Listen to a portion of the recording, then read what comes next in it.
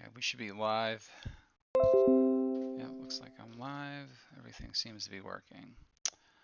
Okay, so last week, quick recap, we explored the Temple of Asmodeus and we rescued Ezran. Um, so you were in the Castle Lancer Villa and you made it into the Temple of Asmodeus and explored through there, and you fought some of the cultists that were performing a ritual on Ezran. You weren't really sure what they were doing, but you learned that they worshipped Asmodeus and that they were attempting to offer his soul to the Lord of the Nine Hells. You fought them off, and their leader vanished and left. He left you to fight his minions, and then you guys rescued him and snuck out a secret exit behind this like altar, main altar room. Then well, of course, you prevented them from acquiring the Stone of Galore, because that's kind of what they were after. The Castle Answers were after the stone, and they believed Ezran had it based on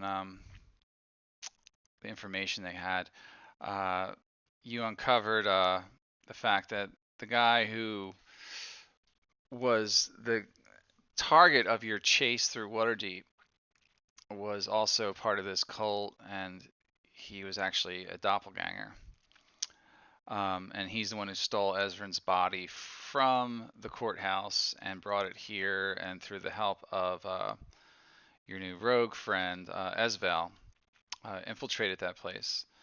So then you got Ezran resurrected, and you learned about the keys that were required to enter the Vault of Dragons. Esvel knew the location of the vault, and you guys just needed to know the keys to get the vault door open. You had to collect a silver warhammer, a unicorn was required, and there was one other item, which was sunlight. And you took a bunch of mirrors and lined them up into this old tower and shined them down the stairs and got the light to shine on the vault door. And once everything was in place in front of the doors magically just opened. So you got in the Vault of Dragons and you started exploring it, and that's kind of where we left off. So far, I mean, a couple things happened. Dim got charmed by this painting on the wall, and she wouldn't leave it. She was protecting it. So you had to dispel magic on her. And then you continued up through these ruins. So the vault itself you figure that they were made by dwarves, whatever this place is. I think the Delzoon dwarves or something like that, maybe. And you just started to have an encounter against something that jumped out of the wall, this black ooze creature. So that's where we're beginning tonight. I will just roll for your missing person, I guess. Ezran, do you still have control of Esvel? I believe I do. Would you mind just playing as her? Because then that way I Sure. can have less people to I can do that. Let me make deal sure. with. Yep, I can move her. Yeah, because she's still helping you guys out, so. I can do that. Okay. Alright, we are in initiative because we literally left off as we started combat. I'm gonna turn this down just a bit. And looks like Volmir is first. You just happen to be. Everybody see where we're at? Yeah. Mm-hmm. Okay. Yeah. This is what you see now. Oh no! Creature. Looks like that. It's covered in. It looks like a oil slick that's just oozing from the wall and like making its way over to Archimedes. Caught you unaware, Archimedes. But Volmir, you saw it first. What do you do? Let's see. Tokens in the way. I can't move.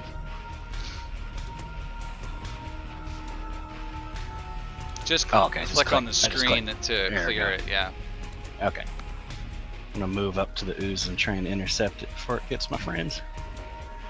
So 5, 10, 15, 20, 25, 30. And then I'm gonna attack the ooze with my short sword. Okay. It's a 23. That'll definitely hit it. Let's see. Huh. Yeah, you pierce into it, and ooze like splatter, like this oily black goo splatters all over the room and covers your blade.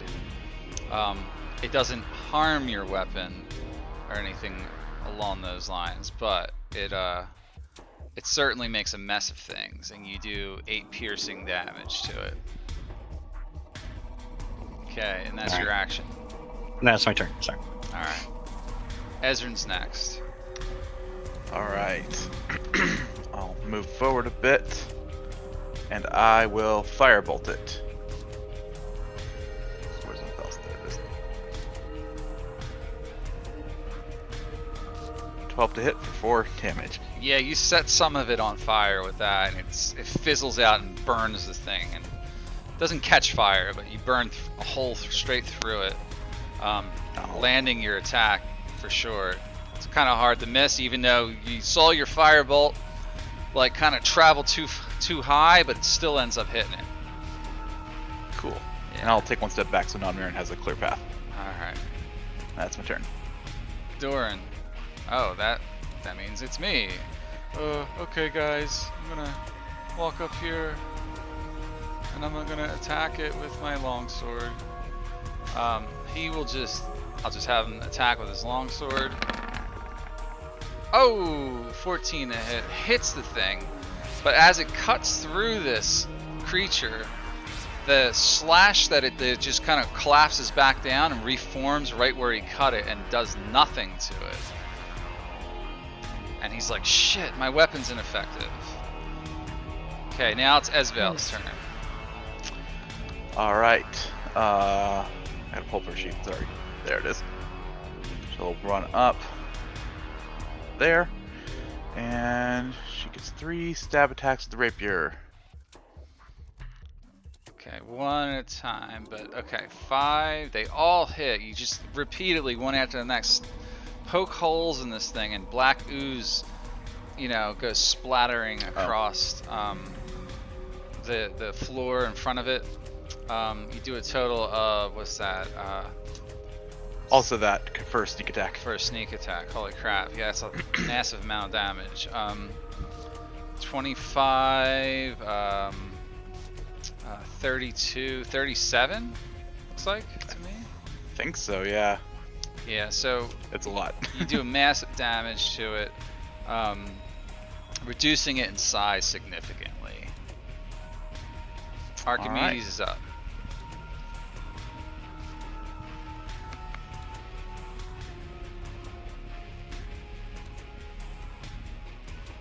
Vince, are you there? Yeah. Okay. I had water in my mouth. Sorry. Okay. Take a couple steps backward, and I will attack it with my with my longbow. Ooh. Oh, your arrow goes flying above it. Okay. Well, actually, we don't know what happened until we roll, do we? Yeah.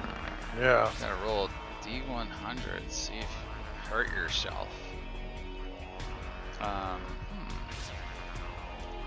So what did I get? A 33? Butterfingers. You drop your weapon and you have disadvantage on the next attack roll. Okay. So your weapon's on the ground. It slips out of your hands, probably because there was moisture on it, or some of the ooze got on you as they were fighting. So. Okay. Yeah. No problem. All right. Yeah, you do. Non-Mirren, you're up. You drop something there. I give the elf his bow back. As a interaction. Yeah, and I'm probably not even realizing what's happening, but I should get line of sight coming around that pillar there. Oh, you know And something's the- happening. Yeah. Yeah. Seeing a commotion up front. Let's see, that was 5 feet. Does it take a bonus action or something to give the elf his bow? No, it would. Here, that's yours. I guess it would be an interaction. Interact with objects. You can do that once per turn. Sort of like a Okay, free yeah, action, but And then I just go running off toward whatever is to be. Let's see what happens to Ooze. Alright.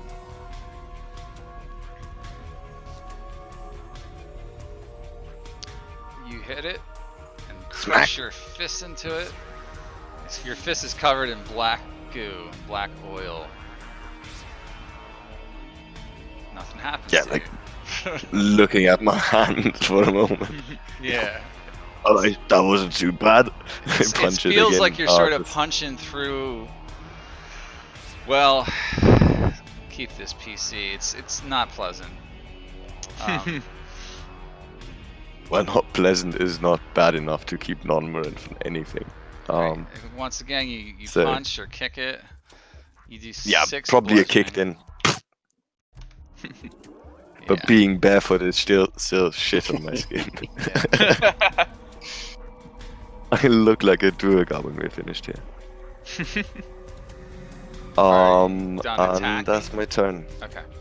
Yeah, it is now bloodied, but it's got some life left in it rather. It reaches out at the last person to attack it, Namurin, and forms a pseudopod. Let me show that. Never whisper.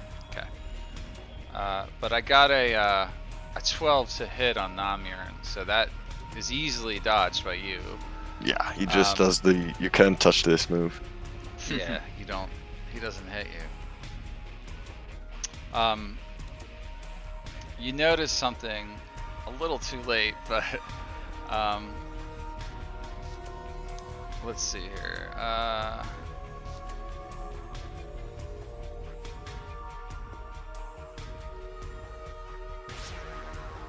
Because it seemed to happen as Doran was attacking it. It forms a second footing on the ground. It seems like half the size of that one. Do I have to make a saving throw or anything? No, this isn't against you. You're just noticing it right now. Okay, so it's not in my space. No, it's not. I'm gonna move it again. Be like kind of over there, for lack of a better term. So the next one will attack you.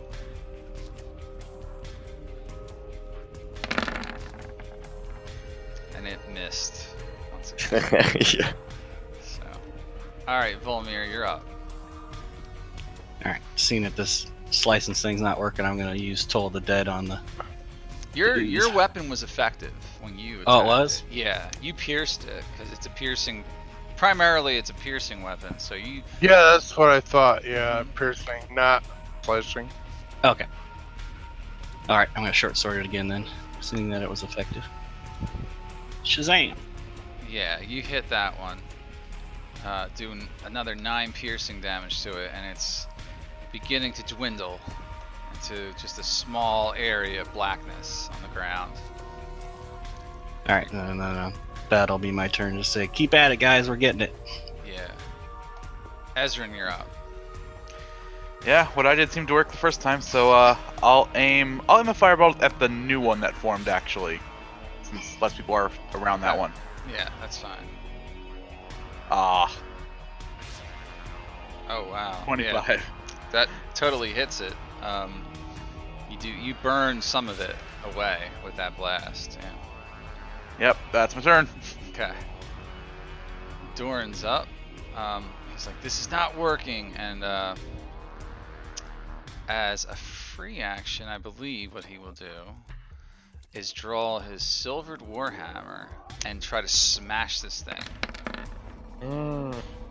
He hits it with a very lopsided swing because he's not used to the weapon, but he crushes this thing, doing 7 bludgeoning damage to the original one, and there's very little bit of it left now. And then he continues to battle ready himself for an attack coming in his direction. Esvel's up now. Alrighty. sorry, I have too many windows open. Here's her sheet. Alright, first attack against the one she's next to.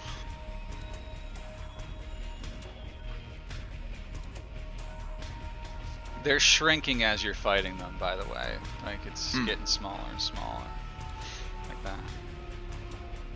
Actually, Yeah, that hits that one, and after that attack, it is no more. You see nothing left there of it. alright. She'll, I guess, step over its corpse and stab the next one. And on this one, I'll do my... That also stabs through it. I'll add that one to this attack. Yeah, that is enough to take it out. It's Nice. completely dissipated at this point. All right, that ends the combat there. You guys slayed it pretty well. Okay. Vanquish, slayed. What's a good word to describe it? The ending of a creature like that. Vanquish. Glorious victory! Yeah, vanquish. Yeah. Yeah. Splattered all over the place. I make sure I make sure I take that bow that my bow that my dwarf handed back to me, and I make sure I kind of take the butt in on my cloak and kind of wipe it off some and make sure. Okay. So just a quick reminder where you guys are. You're on the second floor of this location.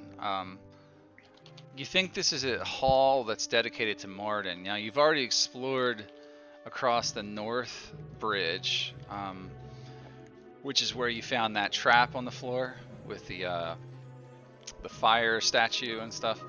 But you can see from where you're at right now, there are two more bridges, both heading east-ish. One's directly across from you right now, and the other one is more to the south. I think we should explore the rest of this hallway first. Just in case. Just in case, yeah. Might be more, I don't know, secrets, traps. The rest of this wall right here, that, you don't see any more obvious, like, areas like this here. Further down, you can just see normal walls and stuff, as far as you can tell from there. Keep exploring if you want. You can see, I think, Ezrin, you could see right from where you are that there is a large hole in that middle bridge there that looks like it might require some skill to jump across. I ain't gonna be bad at that. Oh, not No. Yeah. You're looking along the walls here. As you get right about there, you're just scanning with your eyes and your passive perception, looking for things, and you see something right here, a seam in the wall going from the floor to this, well, maybe not quite the ceiling, but you see an outline. It looks like it could be a door.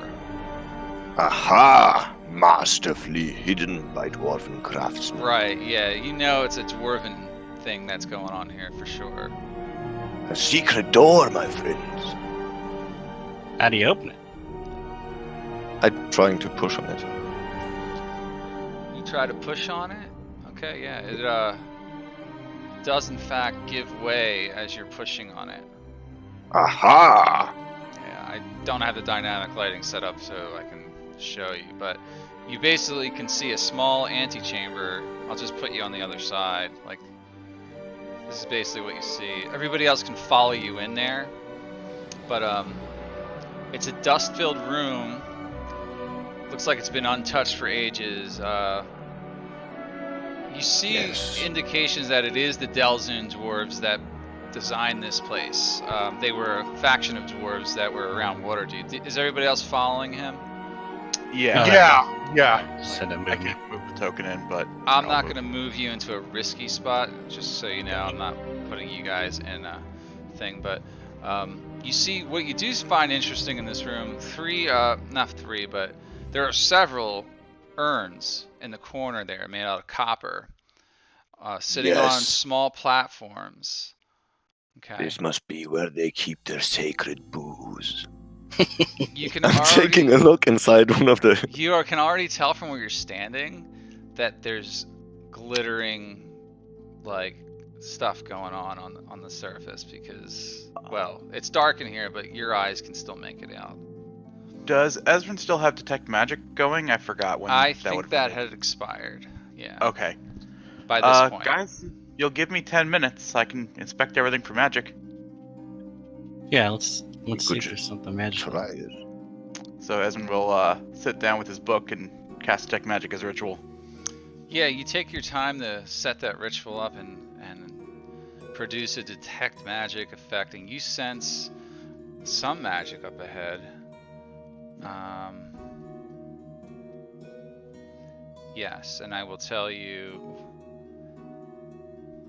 it is probably an aura of abjuration, I believe. Ooh. Coming from, it's very faint. It's a very faint aura, but you can definitely detect it. Gives you a sense of that. So. I guess I'll search around for where that's emanating from. Yeah, it's emanating. We'll just say from one of these urns right here. You guys can start looking in there if you want. Yeah, I'll try to carefully check them for traps, I guess, first. Okay, so make a perception check. Yeah, you don't see anything that looks like it's trapped on any of them. Alright, I'll open the one that I think has the magic item, or magic emanating from it. Okay. You fish I your don't know, hand it's around the second one here. It's coming from like this one right there. There are a bunch of rings piled in the bottom of it. And amongst a lot of silver pieces, you can see on there. There's about 650 silver. And there's 10 golden rings. And another ring that's oddly shaped. And it's made out of like sort of like a red, it's got a red stone in it, like a red stone, and you're pretty sure this is the magic item that you detected. Well, okay then. I can identify this if we want to take another 10 minutes. Yeah, let's. It might be something useful. Mm-hmm. Sure. Alright. So I will then do another ritual and cast Identify. Okay. You do the ritual, and this ring is a ring of protection, but it protects you against cold. Ooh. That's useful. Yeah, it's a ring of warmth.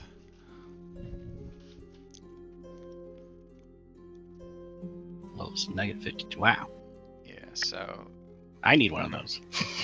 anytime you're in like a freezing environment, you won't freeze, Yeah. basically. In real life up here in Alaska. I know. So it gives someone resistance to cold damage straight up. Like, Wouldn't mind having one of these for fire resistance after what happened before. right. I made this mistake of giving someone, I think it was Dave. I didn't think much of it. I was like, yeah, here, fire resistance. He's already got poison resistance, which is awesome. I know. So, but there's Well. tons of treasure in all of these. Each one of them contains a boatload of treasure. And Alright, let's keep opening you the don't urns think then. this is the Dragon Vault treasure, by the way. This doesn't look like it would be. It's so old and dust covered that whenever this treasure was placed here, it seems well before the time of Neverember when he would have put the treasure in here, you know? So Okay, there's more treasure than just a string? There's a lot Yeah. more. Yeah, I haven't even gotten to it all. Oh Yeah. my goodness. Yes. Let's keep opening up these Yeah. urns. Yeah. Let's find all the. Well, is Stuff. there anything left in the one that we opened, or is it just that So, ring? in the one he opened, which is the second urn, the Ring of Warmth, and there's 10 ordinary golden rings worth approximately 25 gold. So, let me know when you're ready. So, I'll just put this in chat as you open them. Okay, up. okay, That's cool. That'll be probably easy. easier. And then I'll update the thing. So that's what that one had with your ring. Where's the group inventory? Non-Marin looks all disappointed. I'm sorry, friend. This is not what I was looking for. But I tell you, it's legendary. This is just the temple's treasure. Don't Yeah. don't you already have it? Well, I mean, if you have a bottle of whiskey and you run across another bottle of whiskey, you wouldn't leave it standing there, right? Yeah. Well, I guess it could age, right? So, one at a time, we go through these.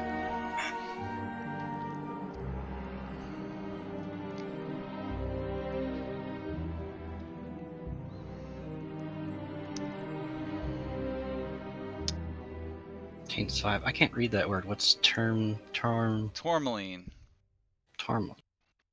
Tourmaline. That's how it's pronounced, I believe. One contains 5 tourmaline. What is tourmaline? I don't know what that is. It's a precious stone. Oh, okay. Oh, okay. I believe it's kind of like a light green color. Where that's amethyst. No, amethyst is different. Tourmaline, I believe, is like that color. Yeah. Anyway, that's what they all hold. The fifth one, there's a 9-inch tall silver statuette of a dwarf priest of Moradin with amethyst eyes. That's the most dwarf-like thing in there, Namurin. I don't Yeah, know. I'm probably turning away from the treasure. Nonmorin is not much interested in these things, and just standing in front of the statue and looking up at it, probably mumbling a few words in Dwarven. Yeah, you could hold that thing in your hand, you know. It's very valuable. So. Does it belong here? I mean, this is his temple, right? You don't know for sure. You know, it's hard to say if it belongs here. Someone stored it here for certain, probably dwarves, but no one knows the fate of the Delzoon dwarves, like what happened to them. They were sort of lost to history. So this would be a major find archaeologically too, just to kind of recover this, like, and return it to other dwarves if you wanted, even, you know. Well, I've tried this before today, and it didn't work out very well. So please don't spit fire in my direction. But if you do not object, my lord father, then I would take you out of this wretched place. Its days of greatness are long gone. You're saying that to the statue. And I'm trying to take the statue. Yeah. You have to be careful with the gods. You never know. Yeah, they're vengeful sometimes. Do any of us want to take the ring, the magic ring? Maybe give Could it be to useful. Dorn. He's our tank. Not a bad idea. Yeah, he kind of is. He's probably the most liable to get blasted with something cold. See, it requires attunement. It does. So. Do you want me to add it on his sheet? Sure. Yeah. Ring of Warmth. Puts it on. And you guys all think like how cool it'll be to share with Dim later. Hey, what are you doing? Hey. I got your message. It woke me up. Oh, what time is it there?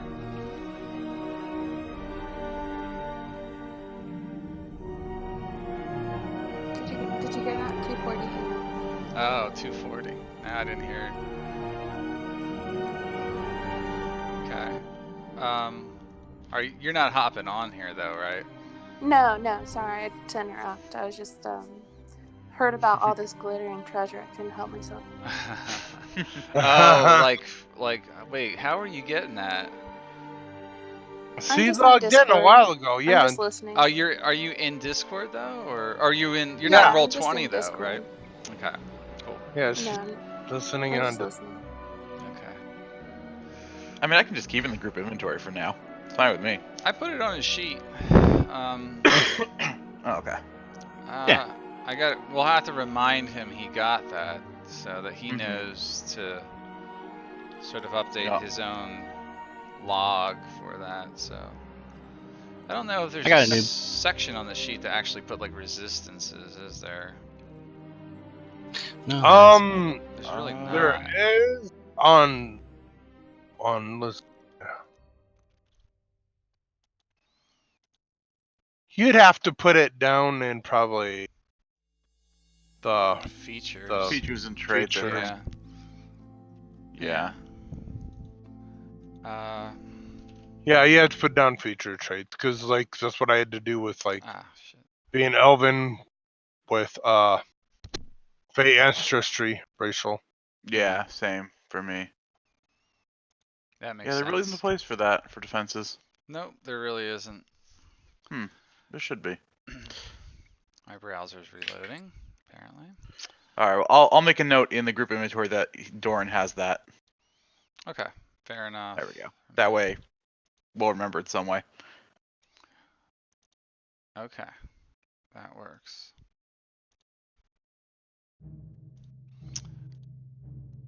I'll just, I'll make it real quick on there too.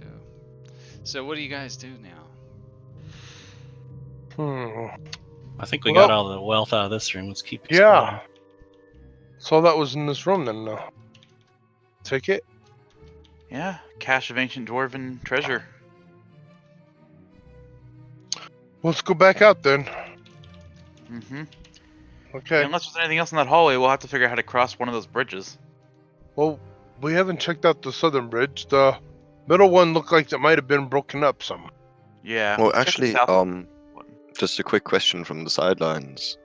What kind of coins did we find? Like that should help with pinpointing the treasure, right? They were not. They were old coins.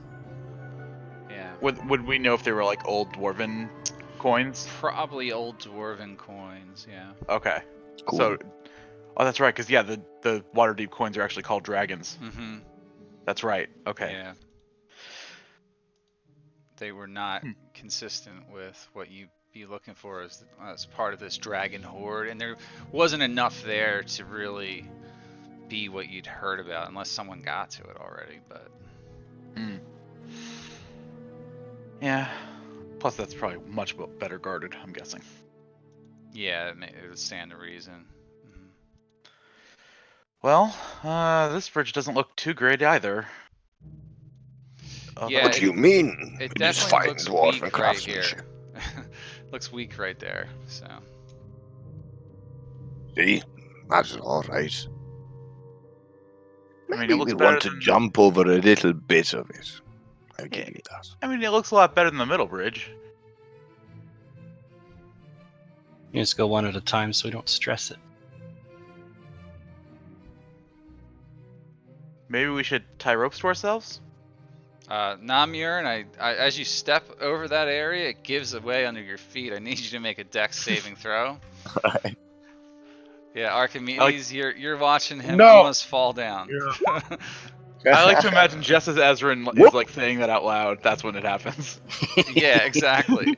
Right, you have to be careful here. Namur, you feel it give away, and you do a quick like forward or forward flip, and then grab Yeah, onto just the edge, the ledge that you can now grab, and then you land on your feet, no problem. But now there is a quite a large hole right there. So I got a Well, question. it was a bit brittle. Can I get a running start? Like from Oh, that's 15 feet, Oh. isn't it? yeah. actually, I'll Oh, just hold on. Wait, he broke this off? Let me fix that there. Yeah, I thought he broke Um, this and It this. might be if you just draw a square. yeah, I'll do that. Just give me a minute. It's just a pain in the ass. Yeah, Roll20 does not make that easy. No, it does not. The So drawing tools. it's suck. about that size. Okay. Right there. So I'm going to get a head start. 5, 10. Does one of you mind if I tie a rope to myself and one of you strong people hold it? Oh, Yeah. I think I'm gonna still require a check there because it's not even on the other side. yeah. Yeah. Just make a athletics check for me. It's an easy Alright. check, but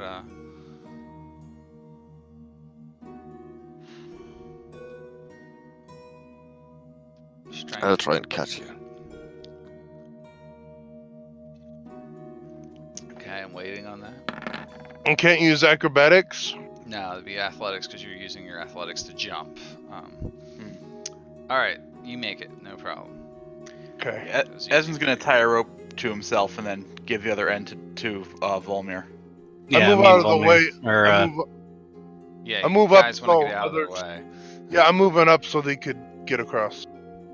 I'll have Doran. Doran, come over here and help me hold on to the rope just in case he falls. That way, two of us won't get both pulled in. Two of us holding on will be more than enough weight for. Who's going Ezrin here. next? Ezrin? Yeah, Ezra. All right, Ezrin, run across there and All right. make an athletics check. It's not a Yep. hard check, but you just I'm still at can't, -1 though. you can't flub it. Yeah. Let's see what happens. You're Okay. fine. You're fine. You make it, no problem. Cool. Yeah. You I just timed it right. I give Made it. everyone a thumbs up. All right, I'll toss the rope over and then I'll make my jump here. Woo! Athletics check. Oh shit. Oh crap. Someone pick up the rope. Nobody's picked Are it you- up. I'm gonna God, try. you need to make it. You weren't close enough, so. Volmir, oh you God, just fell. Oh my god. As he's falling, I'm gonna I'm cast. jumping to his aid too. You can't I'm jump just gonna out there and grab him, really. I'm gonna cast Featherfall on him. Okay, so you use that. That's targetable on another player. Yeah. Yeah, you saw him slip. So. Yeah. All right, Volmir, you feather fall 60 feet below and end up in the same antechamber that the party was in when you first entered the dungeon. You know the way back up, you're safe, but you're still on this side. It takes you about 15 minutes to get back here. Thanks, Ezrin. Good thing that's a Welcome. reaction. Good thing that's a reaction too. Yeah. Yeah, that is a reaction. Yeah, I was about to say if it was an action, then you know, Mhm. yeah, but as a reaction, yeah. Roll for Esvel. She did it natural 20. Yeah, no problem. She is safe. She steps over. Doran, I'm almost certain will make it. Let's go with the ropes, because I can only do that Featherfall thing so many times, guys. Okay. So toss the rope over. Yeah, And Ezra have will it- toss a rope over and tie it around Durin here, so if he falls, we'll just rope him up. Non-Marin helping as well. Yeah, you're gonna Yeah, I'm wanna happy. help him. All right. Ezrin's not very strong. Neither is non-Marin. That's true. Yeah, he makes it. He doesn't even Cool. phase him. He's over there now. Ezrin hands him the rope because he knows he's stronger. Yeah, he has the strength. He tosses Alright. it over to you. And I tie it around my waist and then Volmir. back up and give it another go. Whee! Go ahead. Come on, athletics. Don't fail me now. Yeah, you make it. Okay, Nice. good.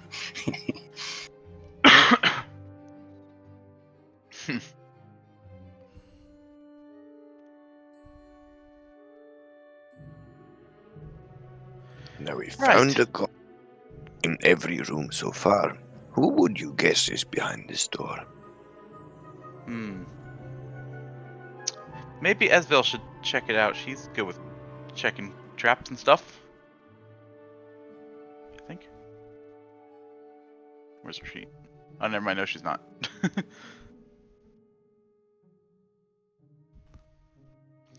So, you're there at the door. It looks very similar to the other door that you encountered on the north bridge.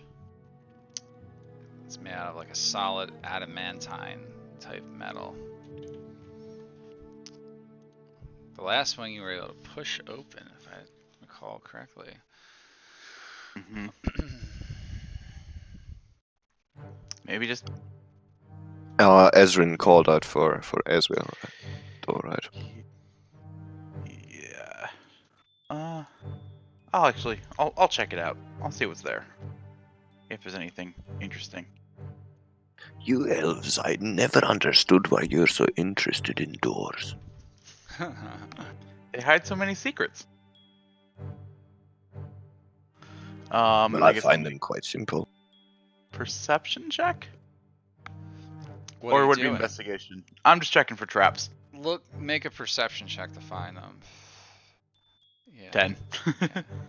You don't see it as a trap door or anything. It just looks really heavy to you. Looks safe, I guess. Go for it. As You he can backs touch up. it, you know? Give it a Just push, Amir. It opens automatically as soon as you as soon as you touch it, Namiran, it completely just opens for you. Oh. You don't even Well, have to that was push at easy. all on it. It just slides right open. Wow. And you're through. Well, you are. Seems like this place seems to like dwarves, I guess. Damn it. We made it. It better be. I'm trying to get this goddamn dynamic lighting to cooperate here. I made this. Fuck it. I'm just gonna delete it. There you go. So you can see inside now. Alright, so as you look into this room, okay, so, you see spider webs covering the vast majority of this room. On 3 of the walls, you see frescoes, like paintings. And in the center of the room, there appears to be an anvil covered in cobwebs. Ah, Regular size cobwebs or like giant spider cobwebs? Regular size cobwebs from what you can tell, but there's just lots of them, you know. this must be the famous cobweb anvil. The anvil sits on top of like a little little raised dais, like a little platform sits on top of. Just Hmm. hundreds of years ago. Singing dwarves everywhere. Glorious. So what do you do here? Can we make out the frescoes of what they are? Or are they too covered in webs? Make a perception check for me. Yeah, Sure. you can try to look at them all. Uh, Namiran's making one. Perception. Dude. Yeah, it's pretty much a given. It's not even a hard check. So you guys take a look at them. They're very interesting, like, you know, dwarven scenery scapes, like dwarves building things. But the one on the south wall's of particular interest. You noticed on the southern one, so that would be the one like here, right? There is a stone hammer being wielded by a smith in the painting. And it looks like you could actually grab it. It looks like it's just pressed into the painting where the guy would be holding it, but it looks like a 3-dimensional object. Cool. I'm going to take a closer look at that. There's an anvil. Maybe. We're supposed to hit the stone on the anvil and it does something? I can do detect magic again if we want to find out. Religion check might help. Well, all you know is there's a hammer object in the wall. So what are you looking at? You've already inspected it from there. That's all you can tell. What I already gave you. Guys want me to do detect magic again? It'll just mean we have to sit here for another 10 minutes. Okay. Yeah, let's be safe. Alright. And I'll go ahead and do detect magic again. You detect there is an enchantment aura in the room, like throughout the entire room. Interesting. No evocation, so it probably doesn't produce fire, but enchantment could mean it'll enchant us. But you don't know what it'll do. No. Well, I guess I could identify the anvil. Well, it's the whole room that's lighting up, so that may not help. Yeah, it's like the entire room feels like there's like some type of enchantment aura on it. Maybe Non-Marin should take the hammer and hit the anvil. Maybe it's a dwarf thing? Yeah, give it a shot. The door liked you, so. Yeah. Yeah. Still singing, Non-Marin steps toward the hammer. It would be down in this one. South wall. Ah, yeah. Okay, and you step towards By the way, it. not singing too badly. Okay. 16 on performance. Yeah, I see that, yeah. Yeah. Okay, so are you reaching out for the hammer to try and touch it? Yeah, I What are reach you out doing? with my hand. You reach out, okay. Let our music be heard once more in these halls. Hammer and anvil sing with the dwarven soul. And I go try and take it. And I'm hearing your token just disappeared. Yeah, it did. I don't know where you went. Neither do I. Everything's black. Did you delete it? Everything's black? No. I actually see something in the corner there. Did he stuck to the mirror? No. I think that's our old group, though. I can see them here. Yeah, it's the. This is You're on the weird, first guys. floor. That's not Yeah. what was supposed to happen. I'll just copy you up. I think you deleted that token because I didn't move them. I just copied them up to the second floor. All right. That is possible, yes. Yeah, you delete it yourself. So back up here. So what are you doing? Did you grab it? Yeah, like Okay. calling out to the gods, I grab for the hammer. All right. It easily slides out and it leaves like the indentation of the hammer in the painting. And as you're holding it now, you see on the side of the hammer that was covered by the wall, like that you couldn't see while it was indented in there. You see that there's Dwarvish runes written on there, and I assume you can speak Dwarvish, right? Yeah. And all it says in Dwarvish, it says, "Lit hearts be lifted and battles won."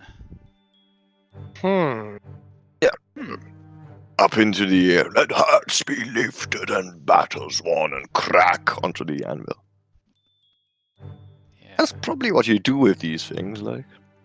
Let's see. Makes sense. Maybe. By the way, this hammer is not made of metal; it's made of stone. You're holding it. Oh, wow. Yeah.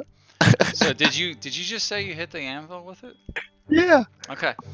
Yeah, Non-Marin's It's- making music. It's kind of like first you had to dust some of the cobwebs off, you know. Before you hit there, you see that there's an inscription on the anvil. It says, "Let the hammer fall and the anvil ring." Ah. Yeah, so probably the last line then, yeah.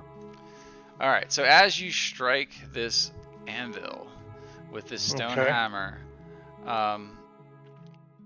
every one of you feels an aura overcome you. It's not painful or anything, but you feel emboldened all of a sudden. Like you feel this confidence within each one of your souls. Oh, So wow. you were just given like a blessing Yes. from the dwarves, Blessing. like the ancient dwarves. There's Wow. like a thing in here. Everybody gets 10 temporary hit points for 24 hours. Okay. Wow. Yeah, Praise be to Moradin. yeah. Does that include my familiar? I don't know how that works. I would say no. Okay. Yeah. I don't know how to give it to Ezvale. Well, I guess I can just... I will do that here. On Okay. My, shit, I gotta add something in again. Commands. There it is. Okay. Why is it not showing up there?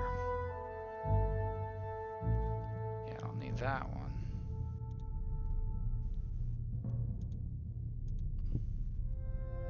Alright, Volmir, 10 hit points.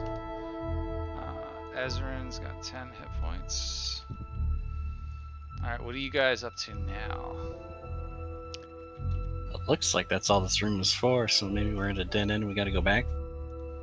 Yeah, I don't detect any other magic other than that enchantment, so... I mean, I guess we could check to see if there's anything behind the paintings, if they move. Well, they're frescoes. I think that means they're painted into the Oh, wall. yep, that's Yeah. right. You did say Yeah. that. Mm-hmm. Yeah. They're not...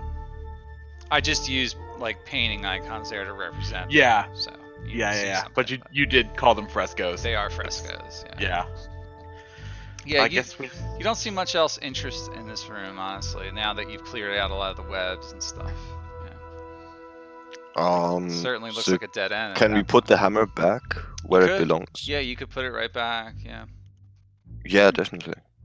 Okay, you do that. Nothing else happens, but yeah, it's resting safely inside the fresco. Well, I guess Middlebridge is where we need to go, maybe? Probably. So I have to backtrack here. Which means we gotta jump 2 gaps. All right. I feel confident I can do this next time. I feel good. I have a thing that would let me get across, but it wouldn't help anybody else. Esbel starts heading out. Yeah, I'm on my way. Doran's ready to go. 5, 10, 15, 20, 25. Yeah, I can easily. Tempted just to do it. What, jump 20 feet? I mean, I can miss. I have Misty Step. Doran I'm makes tempted it. just to do it, just because I know it'll work. All right. Toss the door in a rope and tie it around my waist because I just have not had good luck with this. Alright, make your skill check then. All right. Here. Athletics. Bam. God damn. So you have advantage because he's helping you, so you make it. Okay, good. Yeah. All right. That was close. This time I'm Esbel, gonna. I assume you just want to do it with everybody, like toss the rope back and forth. Yeah. Yeah, Yeah, for just sure. Safety's sake. My computer, like Roll20 is just lagging like crazy right now. Really? Yeah, Huh. it's really crap. This is a brand new. I just built this computer. It's like a monster, and it's still. It's Could something it be because with you're Roll20. streaming it? Really? No, it does this to me even when I'm doing prep work, and yeah, it's just. Oh, really? Yeah, it I'm does having this- no problems with it. It's Yeah, because I'm the DM. I think it does it. Yeah. I will say my Chrome, which is what I'm using on Roll20, is hogging up all my memory right now. Yeah, I don't use And it's Chrome all at I have open. Yeah. Toss me the rope so I can jump across. I need to Toss check it. my memory. I switched keyboards. I used to have a memory thing on my keyboard. Now I don't. I think I'm That's gonna get my old keyboard back. My memory is not bad. It's. Woo. I'm only at 48%. What is yours at, as Steve? Oh no. Oh shit. Hang on, let me redo that. Let's see. I'm using like, oh god damn, Oh shit, Archimedes, I'm using you like 50%. are falling for your life while someone's got the rope. Yep. Doran, I'm assuming, is the Okay, I made it designated across. person holding the rope. He tries to pull you up. All right. He does barely, but so you're Close up- thing. you're Grab up. onto his belt so he doesn't get jerked off the edge. Yeah. I think it might be the fact that I have that up each time. I do. Yeah, my Chrome browser's using more than 2 gigs right now. Just Chrome. Wow. Just Chrome. That's It's crazy. ridiculous. Yeah. It's Yeah, crap. I'm on. I got just the regular. I'm mostly running Whatever. Firefox. It's I'm- using about 2 gigs as well, 2.5 ish. Dang. It's Roll20. I think I'm. though. Yeah, That's- I think I'm using Microsoft Edge or Windows Explorer. I think that's what it is. yeah. Edge. It doesn't. It's not using shit. All right. So where are you guys heading? Gotta go to the middle bridge, right? Which is up. It's right here, yeah. Let's see the bigger Um, gap. Yeah. Essentially, though, it's 15 feet. Hmm. again, so like you can make it like down here. In the book it says count it as a 15-foot jump, so. Oh, yikes. There's no way Ezra can make that. Namiran jumps right across. Yeah, so it's the check would be what is your strength? For me, it's 11. Yeah. -1 because of my penalty. No, not the minus part, like not your modifier. But Oh, okay. what is your strength score?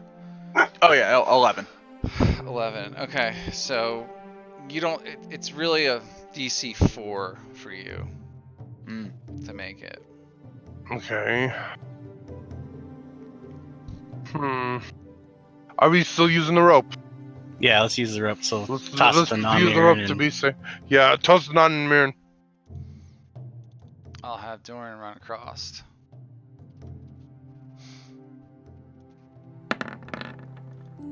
He makes it. He's across, and then he hands Namiran, you'll hand the rope off to Doran, and Doran throws it back over to whoever's next. I'll go next. Go ahead. Come on, athletics. There we go. There you Make it go. look- That's Hell good. yeah. Make it look good this Change time. I of got fate, practice. Yeah, you did good. Then I'll help Doran just so he doesn't get jerked off the edge if somebody falls. I'll hold on to his belt while he's holding the rope. And You toss it wanna- over to next. Roll for Esval next. She's been pretty good. Yeah. She actually has a plus in athletics. Yeah, 18. Here we go. easily. Yeah, she's safe. Oop. Yep, she's over there. Whoever's next All right. goes. I guess I'll give it a shot. Toss the rope and go for it. Oh, Yeah, that 20's it. Which I don't know why you're so 19. worried, Ezra, and you make it look good. you're getting better. at this. Yeah. All right, Archimedes, last but not least. Throw the All rope. Yep. Tie it around me, and I go jump. Whatever, and see. Athletics check.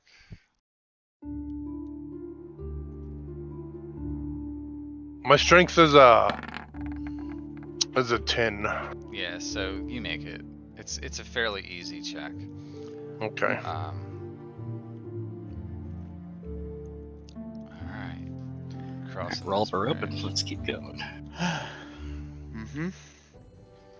You see another door ahead, very similar to the other two there, Namiran. Another door? This will be interesting to you, Elfling. I'm sorry. Do we even want to bother checking it? The doors are like dwarves. Why not? I guess it's better safe than sorry. Nope, I don't see anything. They are wonderful, aren't they? It's like a door. Yeah, you don't see anything out of the ordinary there. Give it a push, Namir. You open it this time. You want me to open it?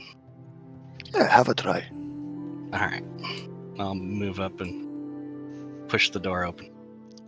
It won't budge for you. You feel as if it's just gonna resist you. You may try to force it open. Nunmarin, why don't you assist and help? I think the door's stuck. Feels I very think elves heavy. are Feels Weak very as heavy. shit. And Nunmarin just tries to go through the door. You go through it. Yeah, it Yeah. immediately moves as soon as you touch it. Elves, you really should do You some push-ups you put now a and then. finger on it and it slid open. That's all.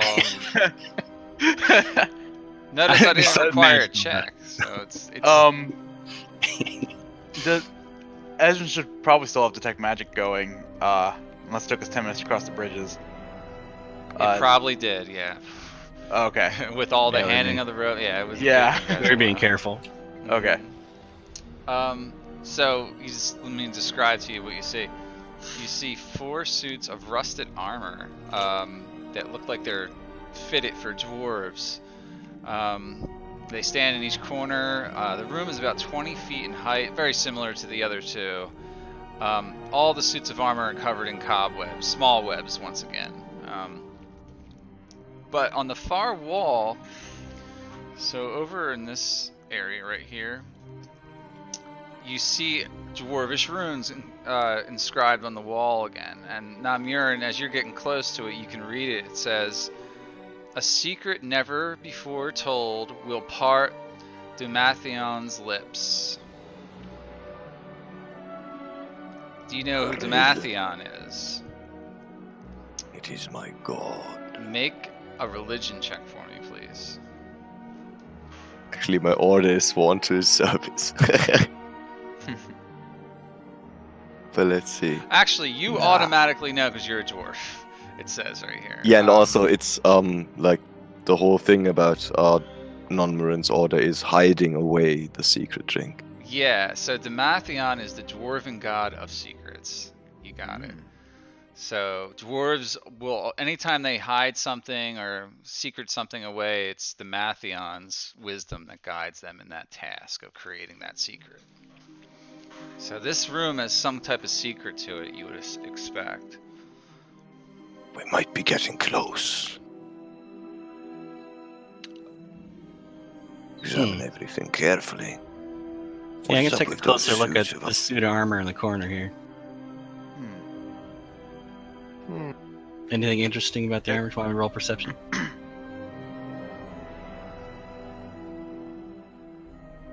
Mike, you there? Mike? What were you trying to do? Sorry, I was reading. Oh, okay. I was gonna inspect the suit of armor in the corner here. I'm next to. Okay. See if there's anything interesting about it. Go ahead. What are you doing? I'm not Checking touching for- it, but looking at it, seeing if there's like something attached to it or a lever or. This is attached to the wall. How's make it an standing? investigation check for me. Okay, investigation. Boop. 12. You don't find anything weird about it. No. Just looks like a Is it rusted s- suit of armor. No, it's rusted. Okay. Yeah, plate armor. Ezrin can also read Dwarvish script, so I guess he'd see that. And Yeah. Yeah, I'll read it for Hey. everyone too. anyone got a secret they want to share?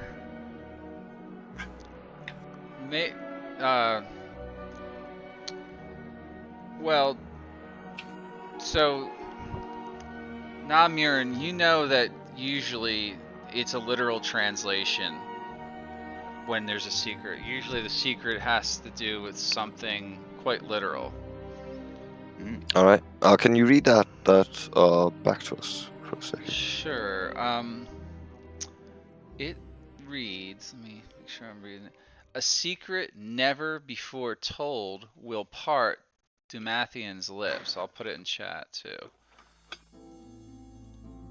Mm-hmm. So what's the secret to your brew? Oh, you already know. But it is a secret. Maybe you should tell the Keep it statues. well. I don't think I do. If you told me, I wasn't paying attention. Sometimes, my friend. Sometimes truth is not in words.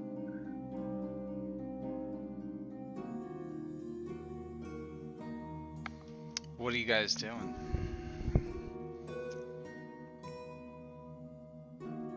You're on the right track. Anyone got a secret they've never told? I'm kind of drawing a blank for myself. I really actually. don't have any. You already know it. Keep her in the dark. You Made referring a swear to? never to tell. Are you referring to Dumathion? Yeah, and this is Dwarven too, so he goes whispering to What do you say? Other than but I that? cannot tell them. It is too dangerous. You don't hear a reply. I don't think that's the way it works.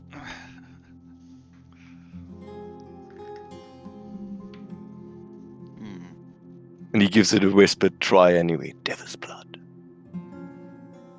If anyone wants to make a perception check, they can, of course. Why not? I'm standing right next to you. Yeah. Ooh.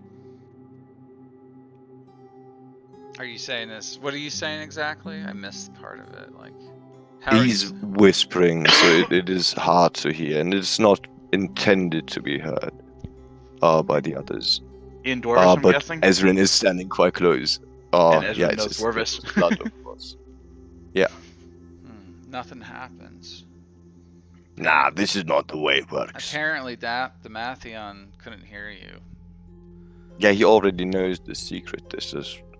Yeah. It must have something to do with those statues, right? I mean, that was a big secret right there. So wait, repeat what you Good said. none of you speak Dwarven. Repeat what you said. You kind of lost me there, Dave. Yeah. What secret are you talking about? Yeah, I'm like fucking- you're. The secret of his brew. Yeah, but Well, you didn't then say tell that. us. Yeah, tell us the secret of your brew. What he whispered was devil's blood. I'm sorry. Speak up. Then I will use perception. Get my elven ear, sir. The blood of devils. What about That's what's in it? Yeah, but you're not. It's out of context. You're not even. You gotta say the full sentence. Oh, what I said before that. Yeah, you were stringing things together, but I couldn't follow you. Okay. I can only give you the gist. I cannot repeat it, I think. So I was basically preparing Dumathoin for hearing a secret he already knows. So you know this already. You made us keep this secret of the devil's blood brew thing. It has never been told before, and I think I should not tell the others. And he's rather hesitant to do it, but then he whispers to the wall, "It's devil's blood." Okay. So if Ezrin can pull those pieces together, yeah, it would make sense for him maybe. Hmm. I know Dwarvish and it's 17 perception check? Yeah, I he don't know, you hears tell me. Yeah. he So you definitely- can hear Nonmarin definitely talking about some kind of drink, and this whole stuff of, yeah, I'm sworn not to tell anyone, so I won't. None of these idiots speak Dwarven. And yeah, then he does it anyway, even though he already said, nah, this is Alright. not going to So work. Damathion hears the secret, even though you're whispering. And right where you're standing, the floor starts to shift. Like right here. Yeah, I'm taking a step back. Yeah, and it reveals a pattern of tiles that start to shift around at that point on the floor. Like quite magically. And it reveals there is a trapdoor there. Haha. Secrets have power, my friends. Keep them well.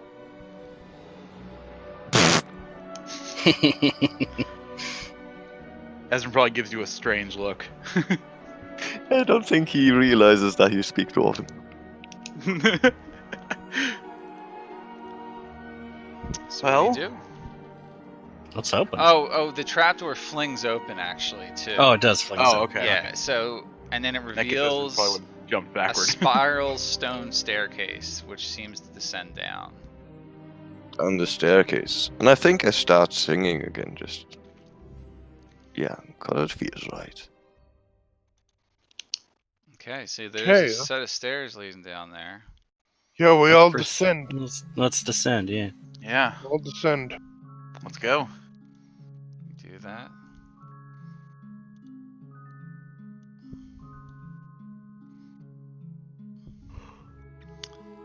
You figure that you've gone down at least 100 feet by the time you get down to the bottom here. Wow. Yeah.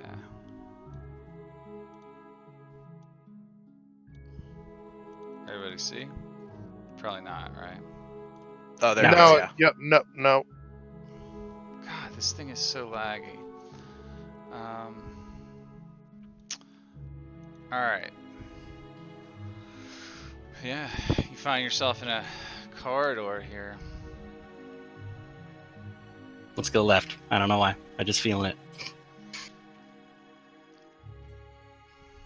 Seems Go as with good a your way as gut. any, I suppose. Your Go gut this way? tells you where to go in the world. That's the dwarven way.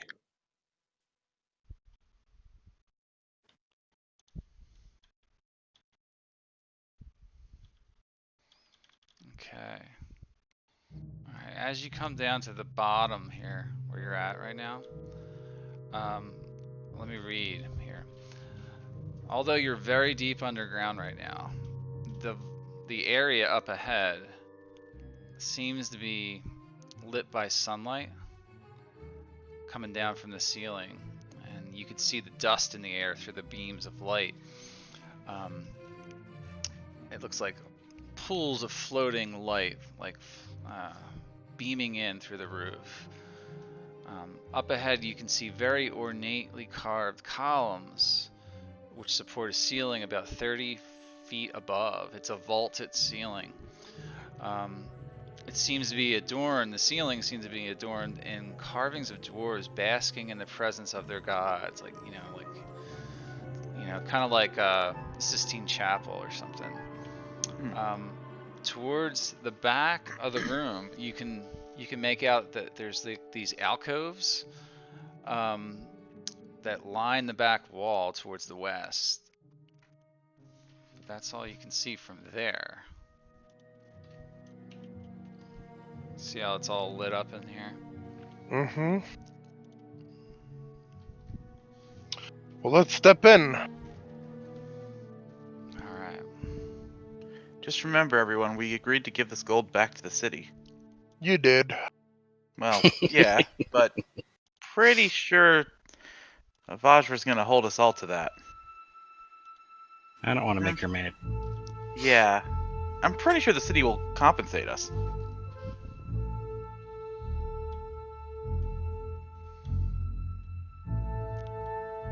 But they did say gold. They didn't say anything about Hello? any magical items or treasure.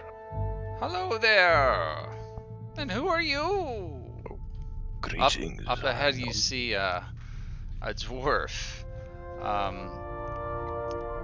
He's got bright blonde hair and reddish skin. Yeah, he's holding a staff in his hand. It looks like there's some type of iconography on the staff too. Difficult to see from here, but in fact, you think you see a depiction of a dragon on the tip of his staff. He's like, "Who are you?" I'm Non-Murin, walker on the path of spirits and servant of Dumathoin. And who do you serve? Not a Oh. dragon, I hope. Well, you might say I serve the Lord of Neverwinter, Neverember himself. And what is your name? Barak Clanghammer before you, and it gives you a deep bow. It is my pleasure and my honor, brother. Yeah. Oh, I don't think we're related. However, I admire the dwarven folks so much. They built this wondrous shrine here so long ago with such skill and masterfulness. It's quite the marvel, Yeah. don't you agree? Everything we do is marvelous. Are you saying you're not a dwarf? Sorry if that seems rude. I look like a dwarf. Therefore Indeed. I am. Is that how it works? Of Well, course it's it not does. always. What is your true nature? By whatever do you mean, elf? What is your true being? Let me do some questions first, my young friend. What brought you here today? Do not try to my deceive me, lord. for I have a keen ear for deception. We're yeah, we are here to return the gold, or at least I think we're here to return the gold that Lord Never Ember supposedly embezzled to the city of Waterdeep. Is that so? Hmm. It is. We all agree. So how long have you served this Lord November? Oh, for quite a while now. Well, not too long actually.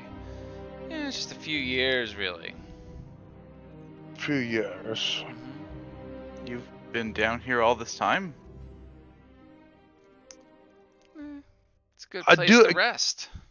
Can someone do a history check? When was the last time Lord Neverember was alive? It was over 10. He's still alive. Yeah. Okay. He's the Lord of Neverwinter now. Okay. It was around 10 years ago when he stashed all this stuff away. You guys knew that. Oh, okay. Is Ezra able to see that staff from here? Oh yeah, you can see the staff. Yeah. Am I able to make out anything else on it? Any runes or anything? Not from that vantage point now. Okay. Runes or glyphs or carving. Yeah. I guess I would attempt to move a little closer. So See if I can see anything. he's like, so you wish to return it to the city of Waterdeep? Is this the wish of my lord, I wonder? I sincerely doubt it would be. And you get the sense that he's being very, like, you know, patient with you guys, and he's very calm in his demeanor. He doesn't seem hostile at all. You know, he's just chatting with you, and you guys all seem like a curiosity to him. Really, you know. Yeah. Well, everybody's after this treasure, but apparently we're supposed to return it. But I wish to take some for myself, or at least some type of items from it that might be useful. Well, that won't do, my friend. Yeah, that's what I figured. A great many people are after this treasure, but they wish it for their own ends, not for the good of the people. We hope to do good to the city.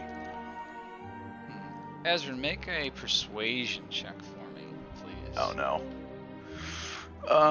Persuasion. Wow. That's really good. He says, I don't know why, but for some reason, I'm inclined to believe you, young elf. Very well. I will not hinder you from taking it, but just be warned that with great treasure comes great responsibility. People will seek you out, unless you have a vault like this to hide your treasures in. But you're free to take the treasure as you wish. And then he says, follow me. And he just kind of escorts you in here. Alright, guess we'll follow. That was a very good check. That was supposed to be very difficult. Oof. So he leads you in. And as you're getting up here, you're noticing in this corner here, there is I think that one's got tons and tons of gems. It's just like stacks and stacks of them. Yeah, it's like 65 gemstones, and you imagine that they're at least worth 100 gold a piece. Wow. He's like, don't touch those though. I need Yeah, something these to are- eat for later. Oh, you eat gems? Is there Why any is it type that you of- eat They're gems? high in fiber. Is there a type of check Keeps I you can from make regular. to see if I know what he is? Make an insight check, yeah. Okay. Insight. Oh, that's a good one. You're pretty sure he is a dragon, disguised Ah. as a dwarf. Yeah. Yeah, Makes sense. yeah. And he's most likely a gold dragon with that insight check, you're almost certain. Hmm. Yeah. There it lies, my friends. Never Ever's Apparently. hoard. I've A kept it hoard for quite the safe and dragon. warm for him all these years, but I don't imagine he'll ever return for it himself. You say many No. factions are seeking this, huh? Indeed, a great It's many, true. and most of them do not have good intentions. I don't have any reason to doubt that, my friend. Most people seeking grand treasures in the world of Faerun have malicious intent. It's not my wish to see this treasure bring harm to anyone, although curses do reside on some treasure hoards. I've kept this free of such tyranny. But So, new curses could reveal themselves in time with the wrong intentions. so I have a question. Mr. Dwarf, that you swear that you're a dwarf. Uh, what if we told the people about the treasure and they came and got it? Like, apparently we agreed to, but we tell them not to take your rubies. Would you destroy them, or would you allow them to take it? As long as they're people you trust, I see no issue with. Yeah, I mean, obviously not. We cannot drag this hoarded treasure with us. I mean, That's true. far exceeds our weight. We would likely need several bags of holding, which we don't have any. Well, I'll be here. I'm not going anywhere anytime soon. Okay. I've waited this long, so feel free to take your time. Now I got a question. Is the treasure just all gold It's and gold. It's all like and basically platinum? gold pieces. Yeah, dragons. Yeah, Okay, golden just dragon. dragons. Yeah. No artifacts. No, nothing like that. It's just all like piles of gold piled up there. Well, looks like we did it, guys. We found the hoard. We should go tell Vajra. If you Yeah, let's estimate go. there's probably hundreds of thousands of gold pieces lying there, Okay. and thousands of pounds worth of it, so it's going to take quite the army to get it out of here. Mm-hmm. Yeah, that's why I was asking, because we don't want to send innocent people that down here to their deaths, but we also want to warn them that they're not allowed to touch the rubies, because apparently that dwarf uh eats them. Yeah, he tends to want to eat those for some reason. So if we take this treasure, there's no need for you to be here anymore. That's true. What would you do? You could go on your merry way. There's things in this world I've still yet to see.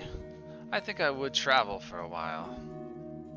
Yeah, That's what sounds he like a looks good like. idea. Oh, That's yeah, what that's this. actually That's really what the cool. staff looks Yeah. like there, Ezra. Sorry, I forgot. I could have just shown you the picture. That's cool. 2 entwining dragons, 1 red, 1 gold. Yeah. Hmm. Well, we should probably head back to Vajra, and she'll know a way of getting all this stuff out. Yes. Vajra, Probably you easy. say? Oh, the black Yes. staff. Of course, I know this woman. Indeed. I promised her that we would protect this hoard and deliver it to the city. Well, be off then with you, and have a All good right. day. In Draconic, Ezrin will say thank you, and he'll make a little bow. Oh, that's so cute of you, little elf. Thank you. And then you guys head out, right? Yeah, Yep. we head out. With a little time and effort, you make your way up those spiral stairs, and you emerge back in that Damathian's room up here. Okay. Going about your business. You take your time and make your jumps across the bridge and head down the main stairwell over here. Yes. And you end up where you were earlier. you know, like on the main floor here. I'll put you guys Yep. back there. I still got the tokens. So there's them. Let me add in Volmir's token over here. Okay, so you guys are together again down here. Asvel's like, wow, that was much easier than I expected. Indeed. Doran's like, you call that easy? I have to catch every one of you across those bridges. Yeah, I guess we'll have to send a group down here to repair if an army of people are going to have to carry this out of here. As long as we Yeah. warn them, they should be able to. I mean, they could just bring planks of wood, probably. They're going to have to, yeah. As long as we'll give them a full description of everything. Alright, you guys continue. You gotta make your way out of here and up to the next, you know, back up to the tower. We do. Yeah. Do you want us to move Yeah, manually or? yeah, you're gonna have to move your way out of here. So There we go. Ezra wouldn't be in the front. you're going the I don't wrong way, know. Vince and Namir. Oh, okay. It's Down over that here. way. Yeah, there you go. Oh, damn. Oh, oops. So we got to go up. Yeah, no, over- you're going. No. You went the Oh, right way.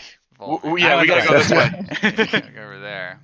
Well, you know what? Be prepared in case we come Um, across some resistance. yeah, some of you now can see that there is an Mhm. army of people blocking you. And they look like devils. We are going to roll initiative, but I think we'll take a break right there. It's probably a good Okay, Yeah. spot. good. Yep. Yeah. That is a good spot. And sad as it is, I probably have to leave you guys. I have an Okay. appointment tomorrow morning, so No problem. should not stay up until 4 o'clock, maybe. Yeah. But thanks for DMing and cool session so far. Have fun, guys. Yep. Kill him, Take Devil. care, man. Yeah, taking Devil's Blood again, of course. Although I have all I need, really. I only need one batch. Yeah, I gotta figure out what Ezra thinks about that.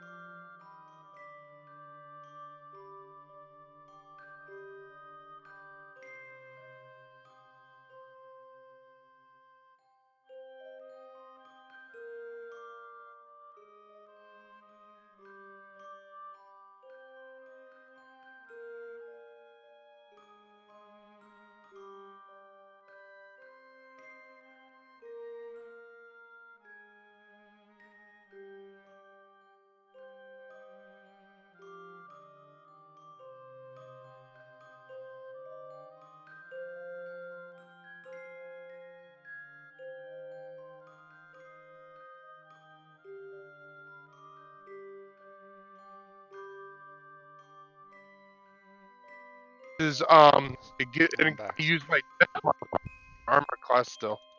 Hmm. There's a feat Cool. for it.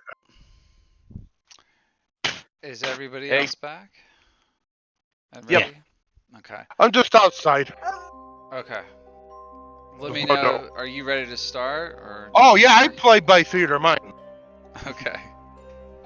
Well, all right. I'm gonna roll all the initiative time. here. I'm outside fucking with my recurve bow shooting it at shit right now as we're talking, ready for combat. All right. Like, let's go. All right. Let's get this started. Volmir wins the initiative again. Yeah. Oh boy. Yeah. You see a bunch of devils up ahead. Actually, this one should have been right there. You can see them because you have the dark vision going on right now. Right, they're in a bit of the dim, so I'm gonna move Yeah. forward a bit. 5, 10, 15.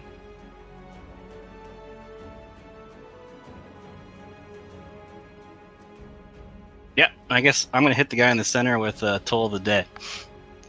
And The that center is a forward guy. Wisdom saving throw. Yeah. And he'll take the 8. He Looks like he saves. Yeah. Yeah, your And my turn. necrotic energy tries to wrap its way around his feet, and he just laughs and steps away from it. Esvel, you're up. So that would be Steve. Oh, boy. I'll play for Namir and Doran for this encounter. Okay. But just handle Esvel for us. Gotcha. She'll dash forward. Whoops. Run forward 5, 10, 15, 20. Oh, she really can't get that far. Yeah, she actually can't get up to them. Well, can't she dash as a bonus action or no? She could, but then she couldn't disengage as a bonus action. Well, She have a she ranged doesn't weapon? even have. She has cunning action. Yeah, dash, disengage, hide. Actually, she can't even see them. She has a hand crossbow. Yeah, she can't see too good from there. Yeah, I can. Hang on, let me move Esmond so I can see what she can actually see, because I don't think she can see much. She can't see that far up. No, ahead. she can't see anything. No. I guess she knows that Volmir is doing something to someone. So maybe she'll run up to here. She still can't see anything. She could try to hide somewhere. That's true. You know if what? she There's a gets corner right here. Total concealment. She can take the hide action. Yeah, there's a corner right here. So you know what? She'll try to hide right there. All right, make a stealth check with her. Stealth check. Oh. Yeah, they Natural one. hear her fumbling around over there. She must have squealed something out like, "Oh dear," like something's coming for me. All right, well she used her bonus action, part of her movement. I guess she'll hold a rapier in case anyone gets close enough for her to stab. Okay. Because yeah, she can't see anything. All right, and she's holding an action. Okay. Yeah. The bearded devil rushes towards you, Volmir, and tries to reach out with its beard to attack. Now he lands it. Yep. You receive 3 piercing damage, Volmir. And now I think you need to make a Constitution save.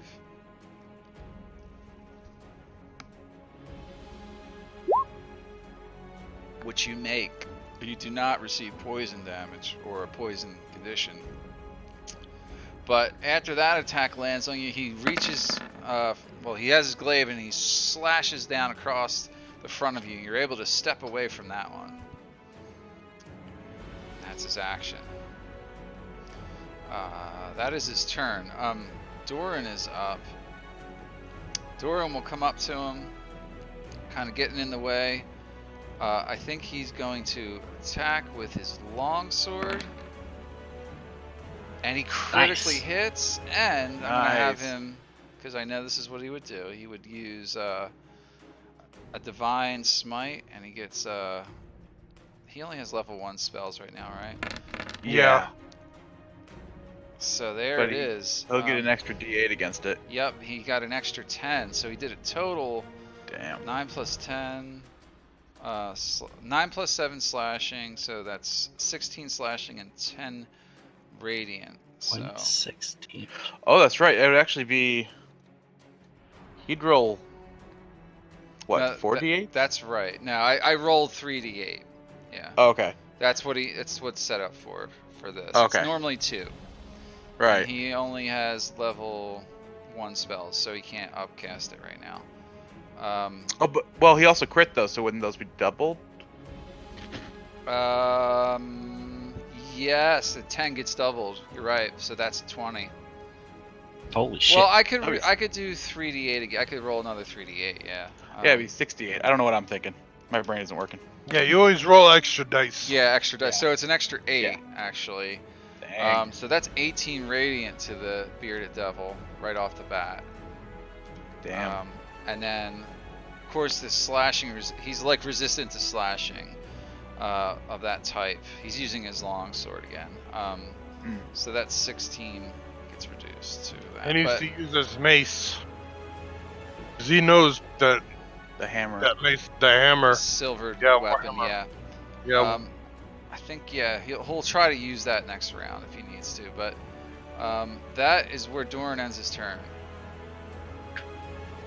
Doran, I'll just mark his spell there. He's got 2 slots remaining. Okay. One of the cultists here. There are 3 cultists dressed in robes. Let's see what they do. I think they are melee. Yeah, they suck. But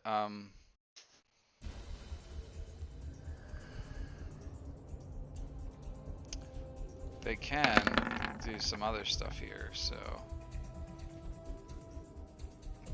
it's not gonna be nice.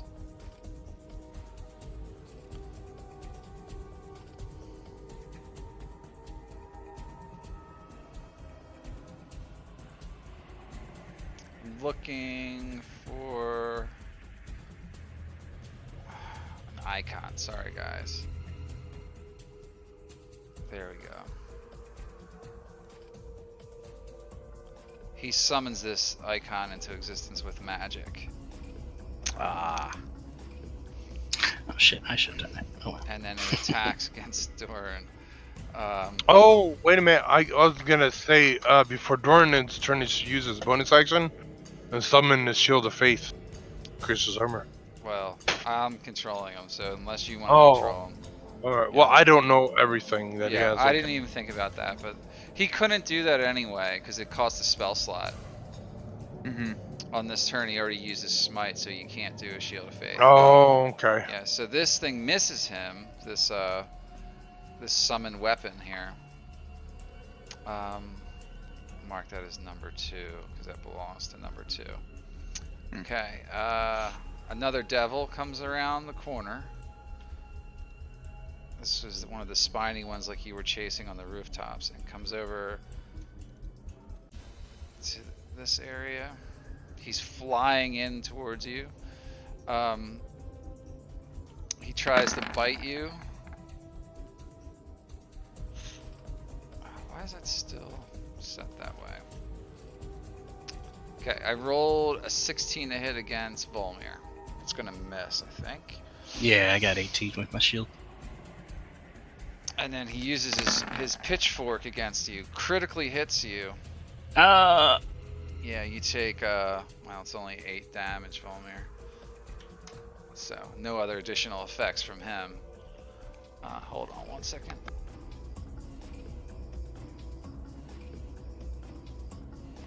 That'll end his turn. Now it's Namern's turn.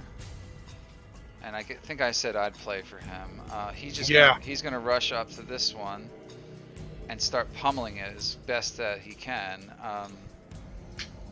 He will use his short sword against it, the thing here.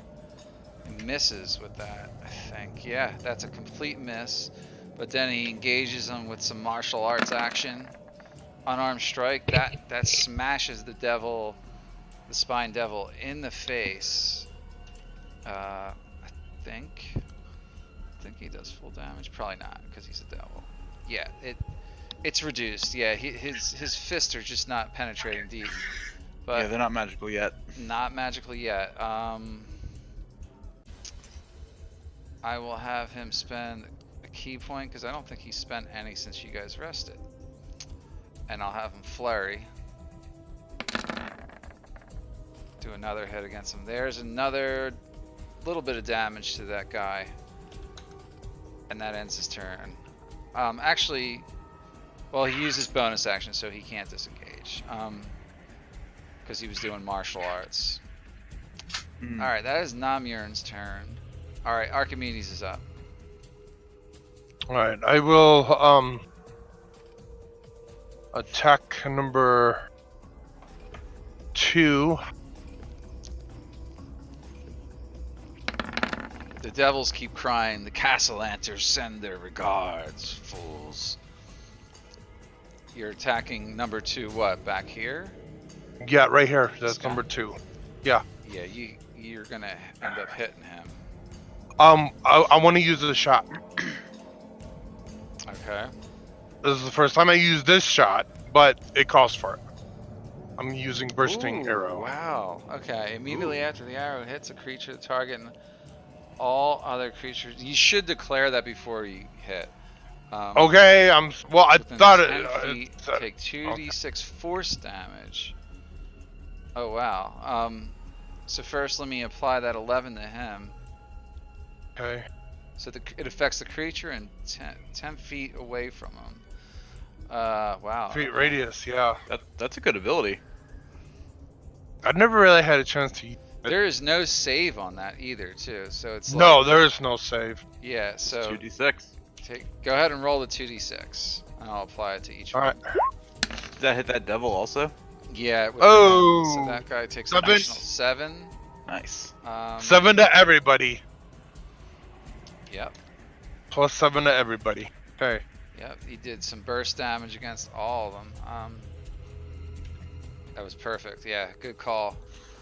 Mm-hmm. All right. Yeah. That's your action there. Yeah, that's my action, and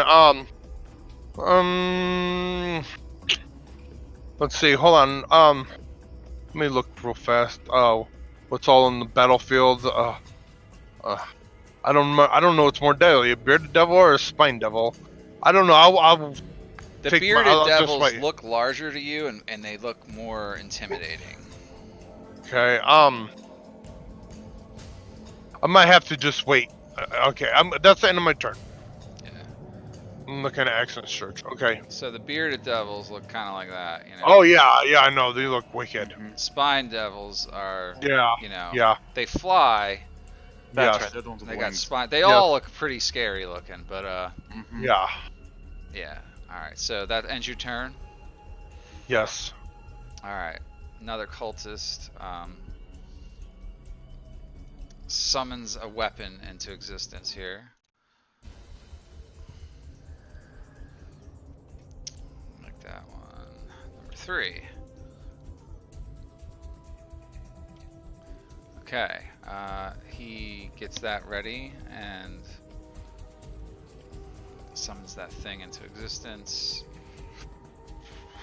Roll for that. It's attacking Doran again. Damn it. Still rolling in the clear. I rolled a 20 though. Still rolling hidden. What's Doran's AC right now? Yeah, he's out at 20. So Doran just took 4 force damage from the spiritual weapon. Does that spell cast is a bonus action, right? Isn't that it's always a bonus Spiritual action. weapon? Yeah, even. Yeah, bonus action. Alright, so then with his action, he will do a Sacred Flame against Doran. Should add the other one to it. So Doran has to make Dex save. Dex save. Yeah. Alright. He's not very good at them, but he makes it. Takes no damage from the Sacred Flame. Ezrin's next. Alright, first thing Ezra's gonna do is he's gonna cast Dragon's Breath on Ruby. And send her flying over this way. Alright.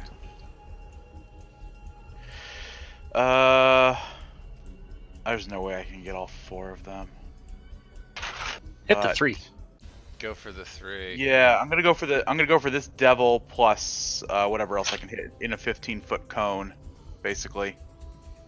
Yeah, you can probably hit Oh. 2 and 3 there, maybe. Yeah, and I'm gonna make it acid because I've learned from experience that fire doesn't work on devils. Fire's not great when you don't know. Yeah. Yeah, Yeah. So so we're gonna go with acid damage on this one. dex save. Yep, Alright. and it's half if they succeed. 2 fails. Number 3 fails. So that's 12 damage. Number 2 and number 3. That rolled pretty well. Take that ass. Yeah, that was good. We're getting jacked up here. And then this guy has to save, right? The devil? last, yeah, the devil. Okay.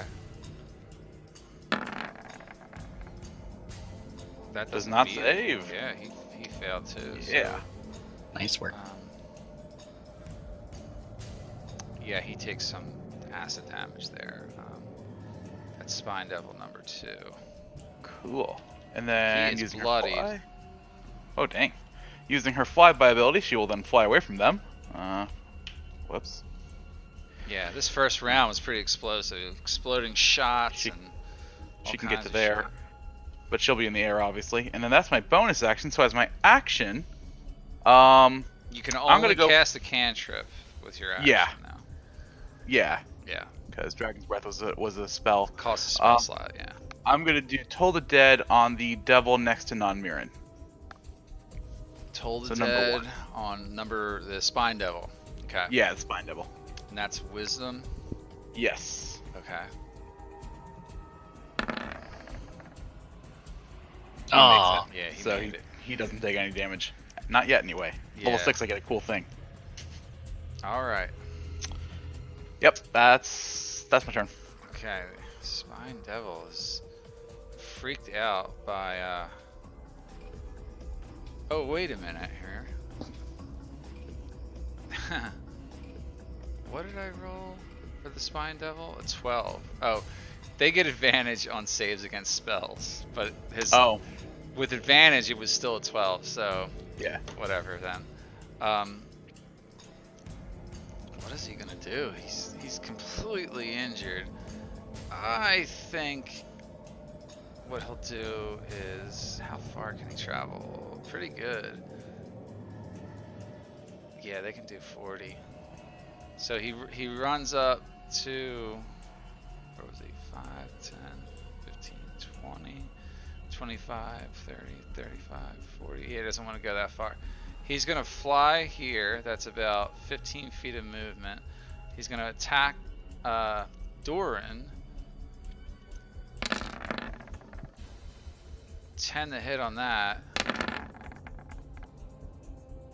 13 to hit on that, and then what he does is he flies away. 5, 10. So he gets out of line of sight.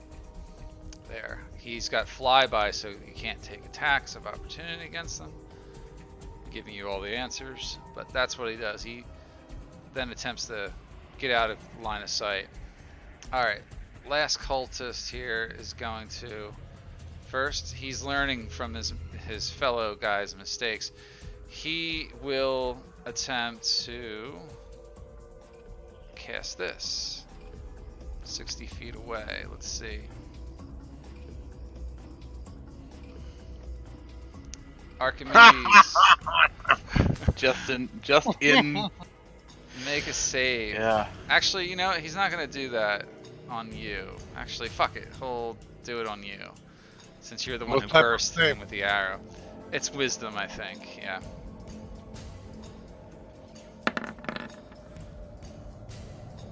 You do not make it, I think. Hold on, let me verify, but.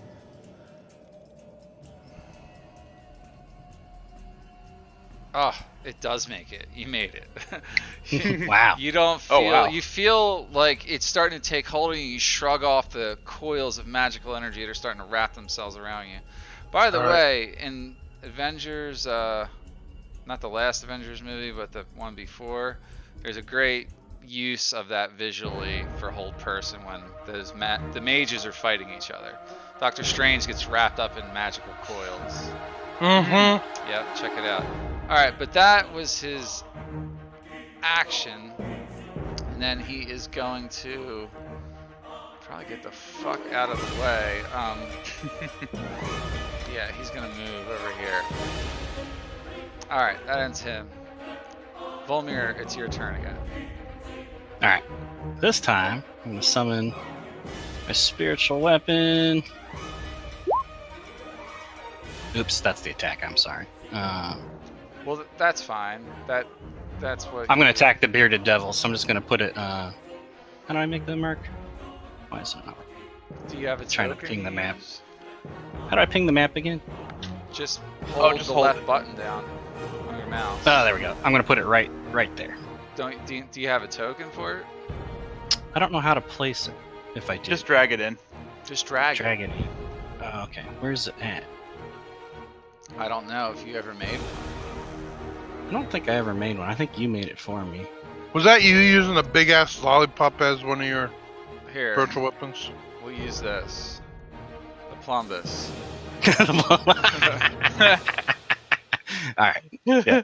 Takes the form of Plumbus and attacks the bearded devil. Alright, so that's what was that to hit on there? 22. That's gonna hit. Bearded Things are devil. gonna get weird when you. Things are gonna get weird when you use spiritual guardians. He takes 10 damage from that. Full force damage. And then I'm going to toll the dead on the bearded devil as well.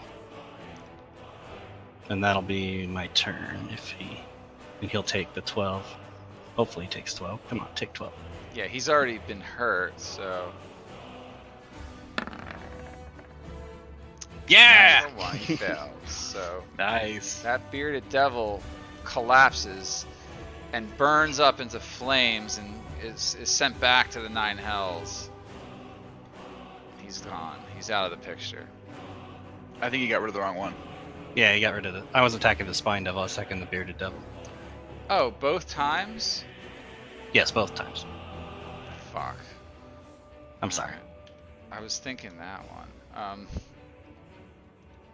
gotta give that guy his hit points back then. So it was the first one. 22 is gonna hit him. So he takes 10. I think he is dead though. And then the 12 kills him. Yeah, he's out of it. He burns up into flames, and he's gone. Sorry, I was losing track of that. Okay, that's it. That's my turn. I'm Alright. not going to move. Yeah, you stay there. Alright, Esvel's up. Alright, from the light of Doran's sword, she can probably see what's going on now. So she'll run into this guy and start stabbing. Alright. So, first attack. And might as well, assuming that hits. Does that hit? Yes. Hit the spine devil with that one. Slash 7 arm. piercing. 4d6.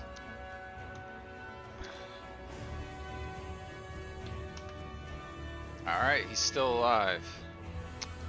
Second stab. That hits. Still alive. He's Third bloody. stab. Third stab misses. It does miss. Yeah, missed on that one. Let's see, 5, 10, 15. She will bonus action disengage and just take a step that way. Alright. Yeah, just get out of the line of sight. Yeah. Alright. Doran will. These things cause no threat. So 5, 10, 15, 20, 25. Doran rushes out here. Actually, he sees this one trying to cower behind here. And I guess, yeah, why not? He'll take out that silvered warhammer and attempt to bludgeon the hell out of this guy. 22 hits him, and he crushes the spine devil over here that's hiding and kills it with that attack. Nice. So that thing is dead. Okay. And Doran will just hold there because he's not fearing anything at this point. Coldest number 2 commands his spiritual weapon to move after Doran, and will attempt to attack him with that.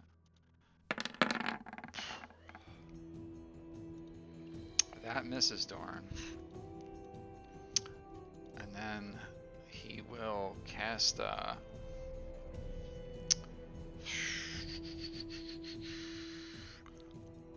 he runs up to Doran. Right from behind when Doran has his back to him. Attempts to touch him with negative energy at level 2.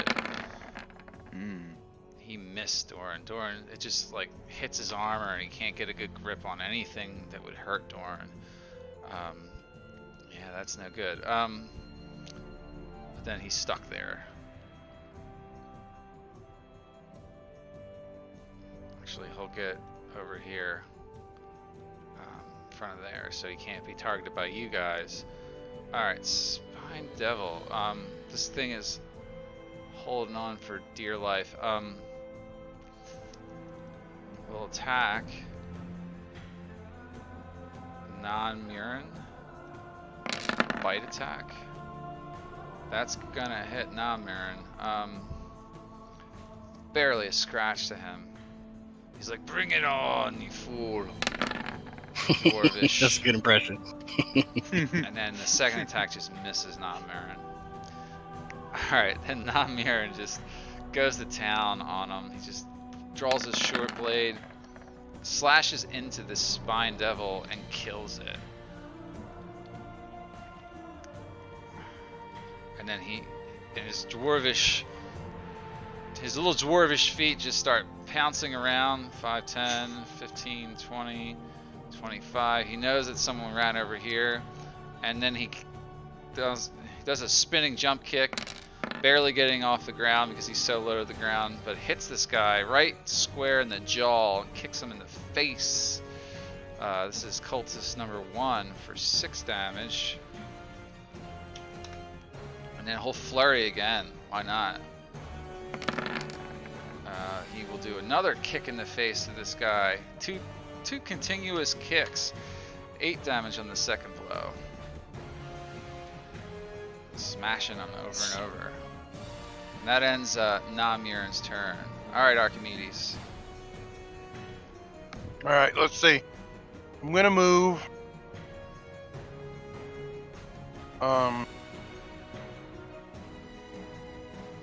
Right here.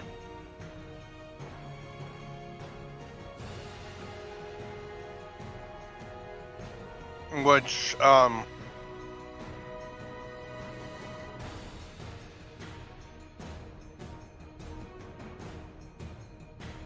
give me line of sight on that guy. Yeah, Alright, you can draw a line, you got it. Yeah, I got so I'm gonna knock an arrow and shoot number 2. Cause right in the side of his face. I really should have put more challenging enemies here for you guys. These guys were a joke. No! Number 2. This is your last fight of the campaign. You just annihilated and murdered him. Oh, That damn. shot. Yeah, he's done. They've been rolling really good though. Yeah, but you guys have more. I always forget you have a powerful group with more players, and it's sort of not that balanced. Well, I should have added a real boss and left these guys in here, like sort of like some type of larger devil or something. Wait, I was supposed to add extra guys with the boss. Alright, so I murdered him. Yeah, he's dead. He's completely Alright. dead. I'm going to use my action surge, All and right, I'm gonna shoot number 3. go ahead. Yeah, I figured you would pop action surge in there this round. Yeah, you hit number Nice. 3. Pierced him right square in the chest, but not in a vital spot, so he's still alive. He's still alive. Okay, let's end my turn. Alright. Okay, this one commands his spiritual weapon to attack you.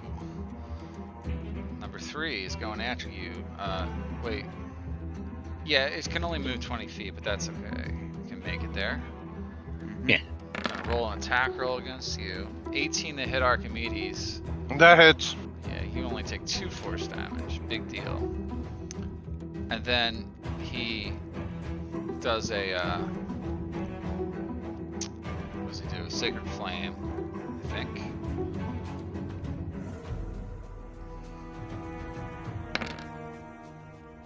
DC 11, Archimedes, dex save. Oh, all right. That should be easy for you. Yeah, you're pretty darn dexy. Yeah, you just Yeah. move out of the way of that, and then he runs 5, 10, 15, 20, 25, 30. Alright, he's making a break for it, Ezrin. You see him rush off. He's like, Yep. Can't handle them! I must inform Lord Castellanter of this travesty. First thing I do is I command Ruby to go forward. So 5, 10, 15, 20, 25, 30, 35, 40, 45. One more. And Dragon's Breath. Yeah. Is that a So- save? Bunch of acid. Oh god, oh my god! What a horrible way to go. What is it, Yeah. Jax? He did dodge some of it, so he saved. He takes 10 acid.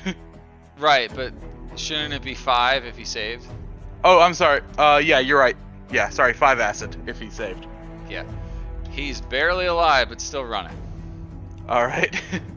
That was technically that's not even my turn. I'm just concentrating on the spell. 5, 10, 15, 20, 25, 30, but I can't get any further unless I dash. You can target one up there. You can target. you Oh, number that's one. right. I forgot one was there. That's true. Yeah, I will go ahead and he looks human to me. I'll firebolt him. Yeah, he's very much human. Yeah.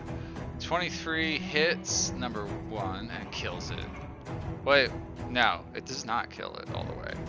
It does a good burn on his torso though. It's still alive. All right. That's as far as I can go. That's my All turn. Okay, this one's freaked out.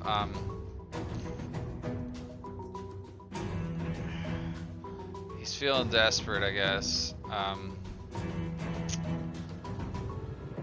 He will try to hold person on Namirin. Actually, you know what? No. He will do this. Command! He says, run! Or if he tells Namirin to flee him, what kind of save is that gonna be? I think Is it- it's a wisdom. I Yeah, it guess- says wisdom throw. saving. yeah, it's wisdom save, so that's gonna be against 11. Let's see. I'm pretty sure Namirin can make that. He's got a 4. Yeah, Yeah. no problem. The guy he just laughs in his face. Oh, you think you're gonna get me with that, laddie? Dwarves don't run. And then he just he stands his ground there, I guess, because it doesn't make sense for him to run. Volmir's up. Alright. Gonna. Oh, I can't control the Plumbus. You move the Plumbus there. And I'll attack that guy around the corner with it. Or do I have to be able to see with my spiritual weapon? No, Okay. you don't. Spiritual weapon's cool. Alright. Yeah, you just command it and then it attacks who's nearby. So attacks the cultist. Bam. That missed the cultist though. Darn. Yeah. And then Volmir's gonna move 5, 10, 15, 20, 25, 30, 35. And then cast Toll the Dead on the running guy here. Uh-huh. Oh, not very much damage. He only takes 1 if he fails. Yeah, he takes 1 damage and he's still alive. Damn. That sucks. Wow. He did not make a save. That's the worst when you roll higher on the D8 than the Yeah, D12. that sucks. That's a frustrating spell. Only because you can see it. Yeah, Yeah, only it because you can see it. Yeah. Right, because if this were real world dice, you would never know. Yeah. All right. Well, that is your turn, right? That was my turn. All right. As Val's up. Okay. well, she was relying on Dorn for light, basically, so 5, 10, 15, 20, 25, 30 is as far as she can go. I guess she'll shoot She has a crossbow. crossbow, yeah. They both, I guess she'll shoot at number 3. She only gets the 1. Yeah, it's taking Actually, wait. She'd yeah, she'd want to take him out before he gets far. She takes number 3 out with that. Nice. He's down on the ground dead. Shot in the spine. Bleeds out. Spinal fluid and other blood-like things. Gross. Yeah. That's all she can do. So that's her Yep. turn. Alright, Dorn. I'm Dorn. Dorn is gonna go 5, 10, 15, 20. Say your prayers, evil one. The wrath of Helm, I think. What is his god? He never quotes We were talking about that anything. earlier. I couldn't remember. It's Tyr. Is it Tyr, yeah, it's Tyr. Tyr's justice be upon you. And he draws his silver. He's still got the silver warhammer out. Oh god, he just completely Whiffed it. flubbed. You know what? Where was he standing? Right here. He would try to get 5, 10, 15. He would get behind him. I'll give him advantage. Knocks number 1 out. The hammer crushes his skull from behind, and then number 1 is dead. They're all dead. All right. Good. They're all dead. Good combat. Yeah. I'm starting to get a little bored, and Well, get a little bored, and then I'll have to slay blood. Well, let's just hope Yeah. that's the last of them. Well, let's search the bodies. See if they have anything on them or any parchment or. We know who sent them, don't we? We do, but maybe there's evidence on them. Yes. Let's search the bodies. you do. Who's good at that? You don't find any incriminating evidence. Okay. Darn. Do we find any items of such? You find probably some some treasure. What was there? 6 of them? Yeah. Yep. Just some change. Okay. So it's 19 gold.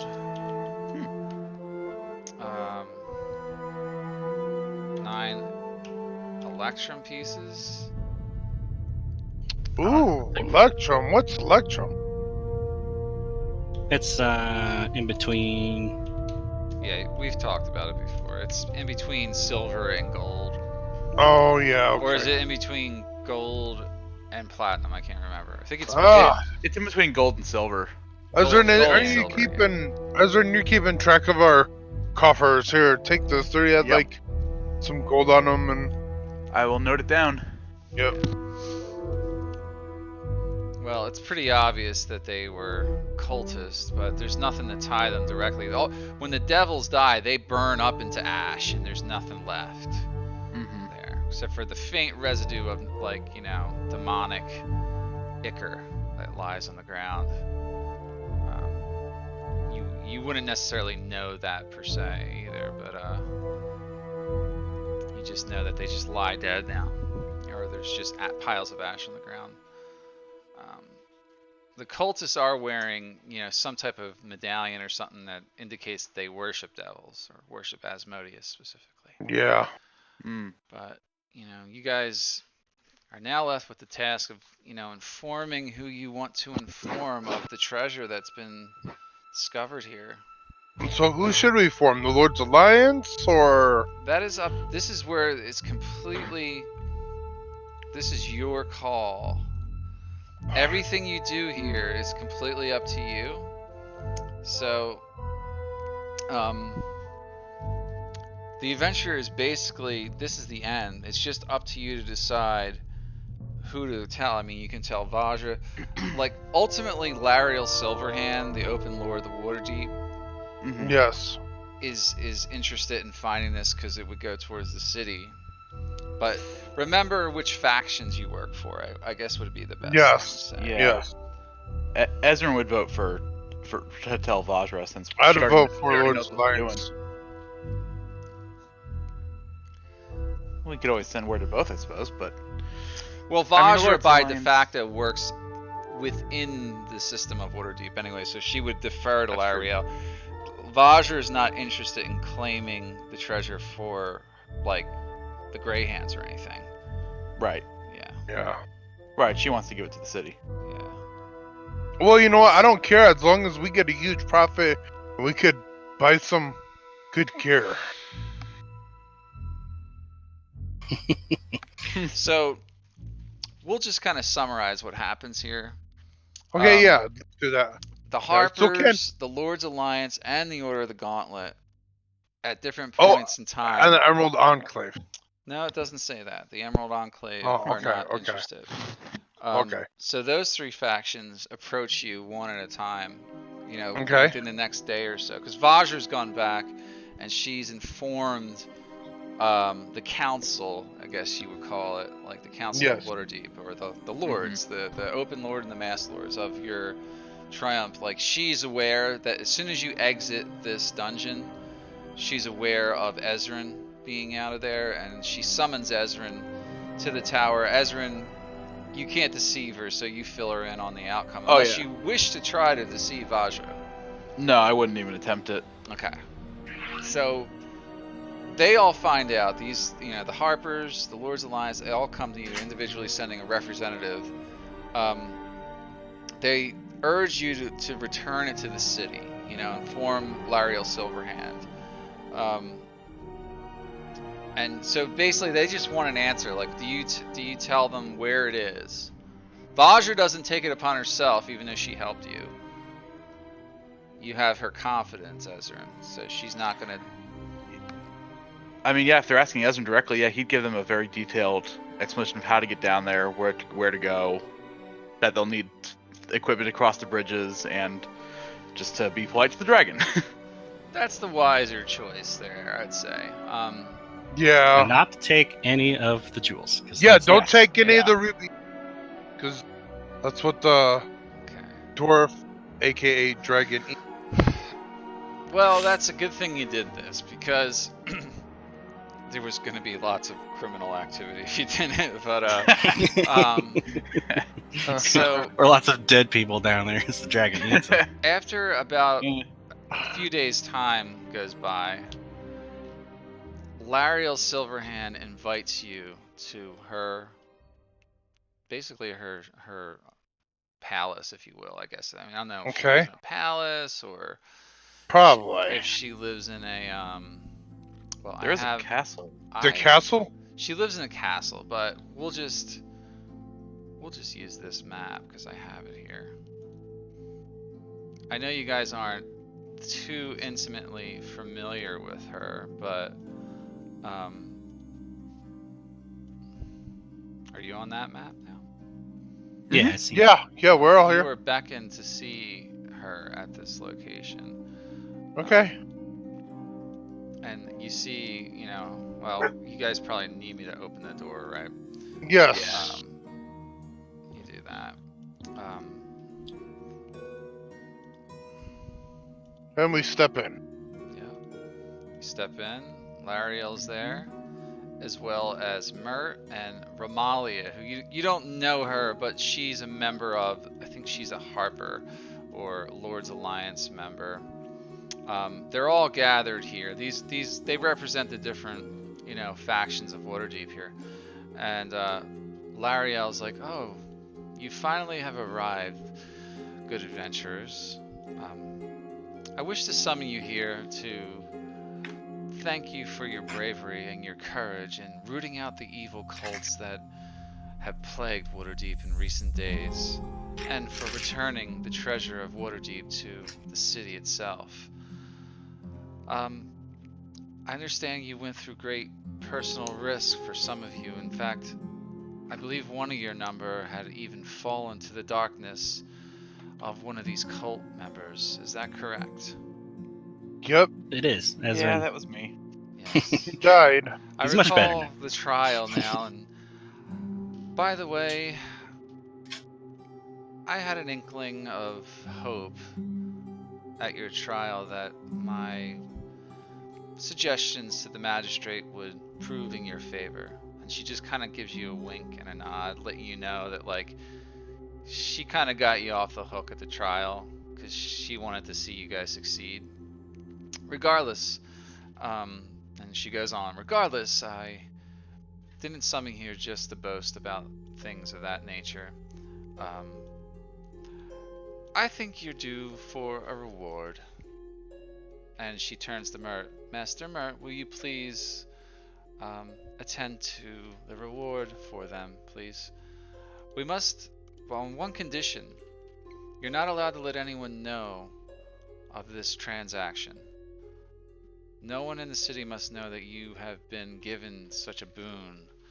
Not only for the reputation of the lords, but also for your own safety, so that, you know, would-be beggars and money grabbers don't come knocking at your door too often.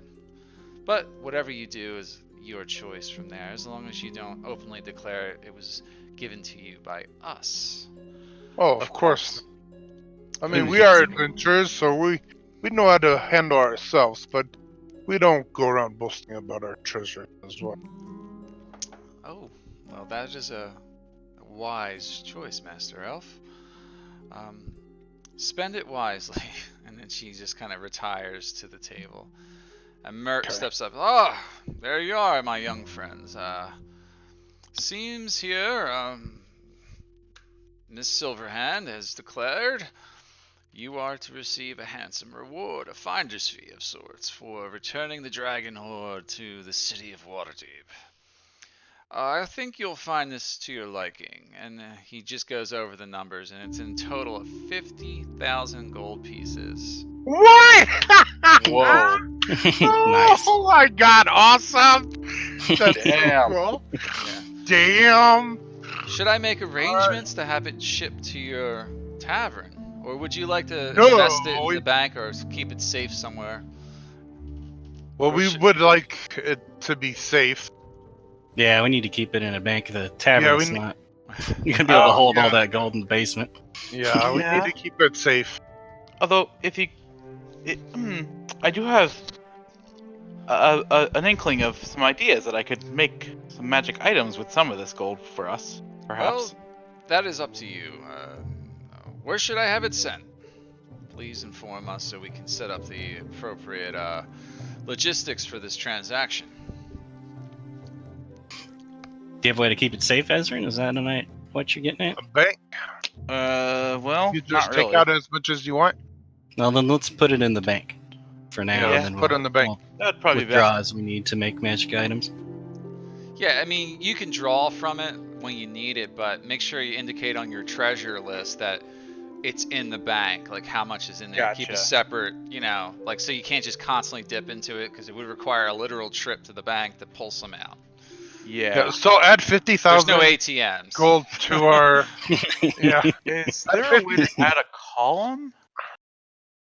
I'm pressing the button. It doesn't seem to work. Maybe not. So add 50,000 gold to our coffer. Yeah, I'm trying to add like a That's section for the bank. Just put it on a line or something, It doesn't Yeah. have to look too fancy. Yeah. Or you could put in like, put in like, keep 5,000 out for us a week. Maybe Yeah. buy Why some not? stuff. Get Doran instead of full plate, whatever.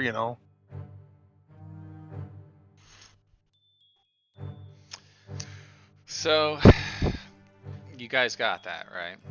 Yes. Yep. Mert, Yeah, it'll be there in a minute. Mert makes the arrangements and, gives you all your bank account information. He is the money lender, so he's got the hook up there. Like maybe they even take you over to the bank. You can inspect the bank and Okay. have a good look at it, make sure your money's safe, and you have sealed documents that indicate that this is your money. It's all notarized by the office of the Masked Lord or the Open Lord of Waterdeep, and that's it. But just some kind of falling notes here. After a week or two, rumor gets around like someone must have let it slip. But Floon Blagmar, remember Rainier's friend that you rescued in chapter Yeah. 1? Yeah.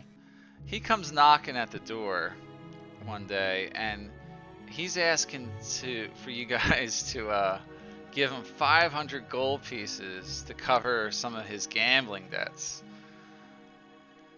What do you guys tell him? Gambling, Dad. Oh yeah, I've been on some bad luck lately. He's going on about how the cards haven't been in his favor and the gods are against him, and Well, we are adventurers. We're not nobles. We don't carry around that type of coin. We're not rich. but I've no, I all heard we you own found a is this. treasure. Didn't you find some massive treasure? We only own this tavern. That's all. All right. Well, How did you get 500 gold worth in debt? don't And ask. to who? Yeah, and with who? There's all kinds of gambling houses down south in the south end of the city. Maybe it was the bar tab. Maybe I've been just out of my mind lately. I don't know. I give everybody a glance with my eyes, letting them know. Do not. I mean, it is good, but still, do not show. Do not. Let our secret be known. Yeah. He gives up begging and then leaves, and you never hear Give from him him advice again. to seek church. He need help. he vanishes from the city of Waterdeep after that. He must have left. Like you run into Rainier a few times, and Rainier is like, "Yeah, I haven't seen Floon in weeks or months." After every consecutive time you meet up with Rainier, he's either Floon was murdered or he left the city. So his bad luck caught up with him at some point. So I have a question. Did our rep go up with the Lord's Lord's Alliance? Yeah, it would have gone Yeah. up. And can we get things from them that are a little bit more rare, maybe magical or whatever? Well, it won't really apply moving forward. This is the end of the module, but All right. um, All right. Are we allowed to buy any extra gear or anything like that before we move on? yes, we'll probably get into that. I'd like to do that as a downtime activity, just without being in the session. Yeah. Well, yeah. Well, I mean, we all should get together and talk about it, as a mini session. I guess you could say. I'd rather not waste time on shopping stuff too much. Oh yeah. You Well, guys I mean, know how much money you have, and then you can just Yeah. kind of decide if you need new gear. You can yeah. look through the But I mean- player's handbook and stuff. Yeah, but there's not a list of magical items that are for sale, stuff like that. That's No, all. there's nothing like that. Not in this campaign. Well, I mean, to that, There may be. I Esmond, could look it up, but there are rules for making magical items. I have a list of stuff that I think I'd have to go over with you, Mike.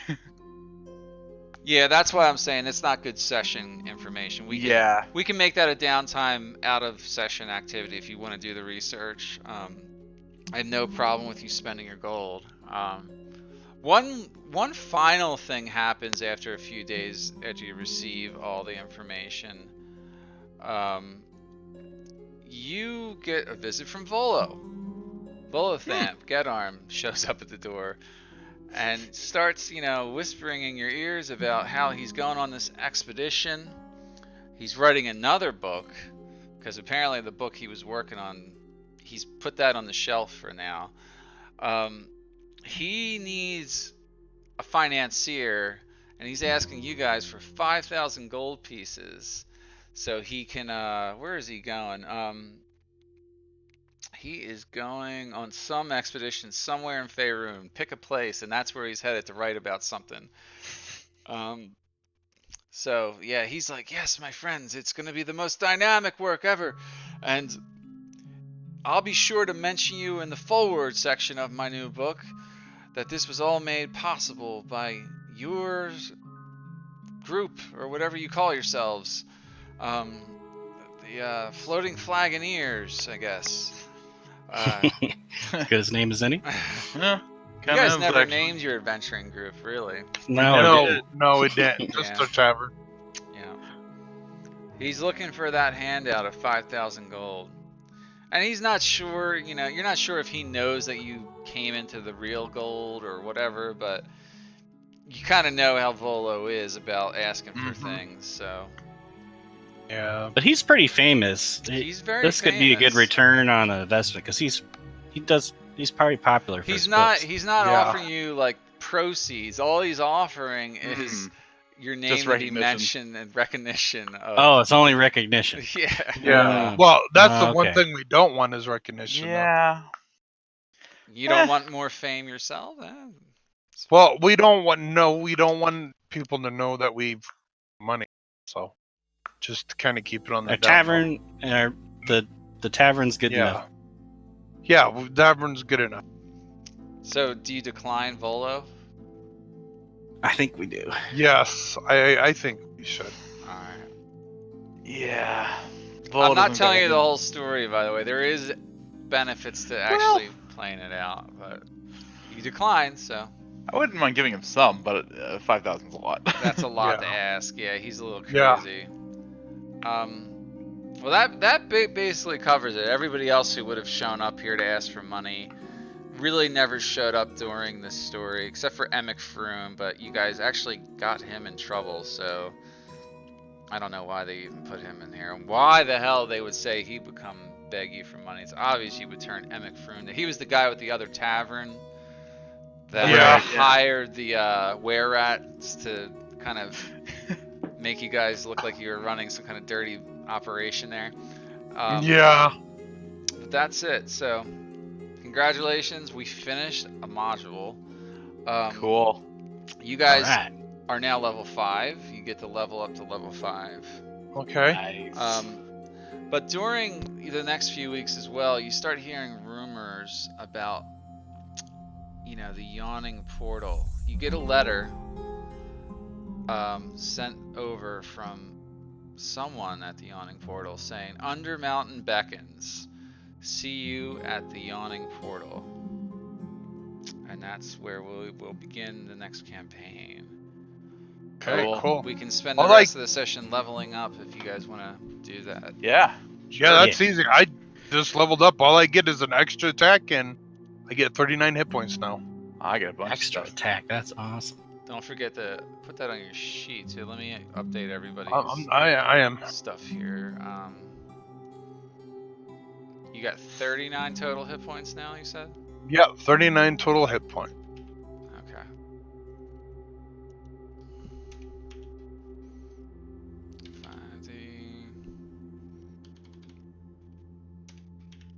+5, okay. No stats change or anything, right? Nope. Well, except Alright. your health. Except for his health. I got the health part. I don't know what do rogues get at level 5? Um, And what is the... I get something. Let me get the player's handbook open up here. Oh, I gotta pick my spells, which I gotta. What spells are available for me to just learn from books and stuff? Oh, did we ever? No, we never got the spell book, did we? Oh well. Which one? From I still have the spell book. I think that's what I. Esvel the had session it. that You know what? I. Esvel actually, she wanted a cut of that money too. That's true. Let's forgot just about her. say they pay her 10,000. Well, they give her Cool. 20,000, not out of your share. Makes But sense. as a token of her appreciation for working with her fairly, she bequeaths that spell book to you, and I will Awesome. get you that spell book, Ezra, and I'll get you the details on that here in a second. Cool. Let's see. So I just wanted to look up rogue right here. Rogues at level 5 get uncanny dodge, and their sneak attack modifier changes to 3d6. Uncanny dodge is awesome. Yeah, it's pretty cool. What is the experience point total for that level? That would be... Did you know if you put your experience point total in there, that little icon will pop up next to it so you can use the level up thing if you wanted to? That's just, you know... So at level 5, you should be at 6,500 experience points. So Dim...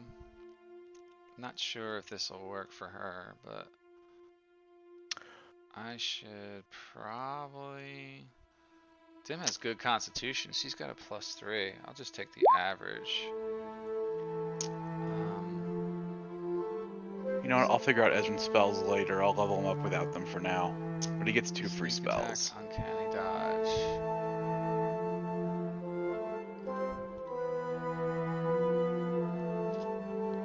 All right. Destroy undead. Yeah, nice. Be gone, thought. 43. She's at 43 hit points. Dim does not.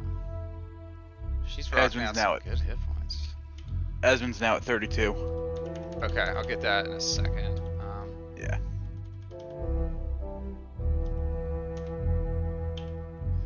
I don't know, Dimension Door's level 4.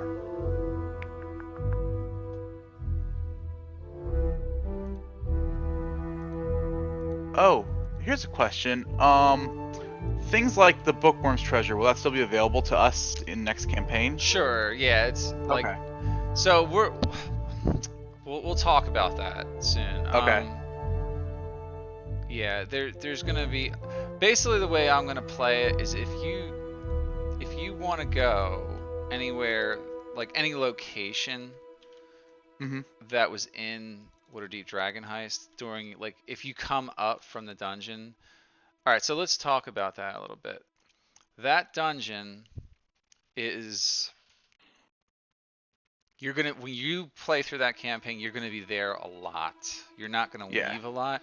There's ways to get back up, but you have to go down several levels of the dungeon to find a route back up.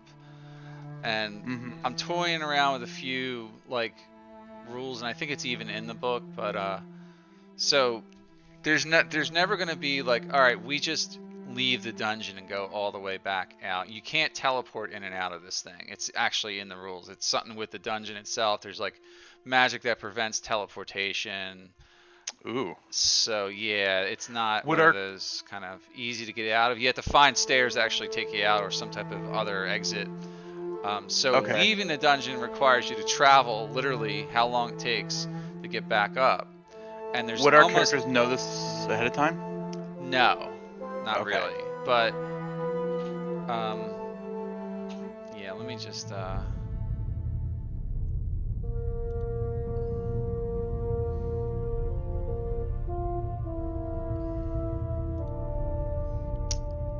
check this out. We have enough money. I can spend the money on that. Fix all her things here real quick.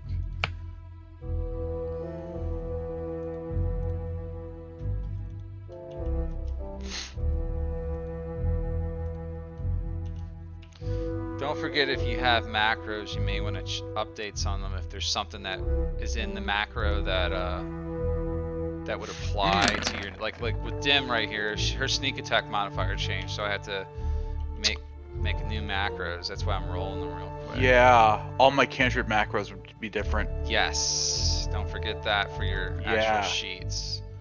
Because now they deal 2 dice instead of just 1. Right. Yeah, you're gonna. So all you do is, it depends on how you built your cantrip, but I'll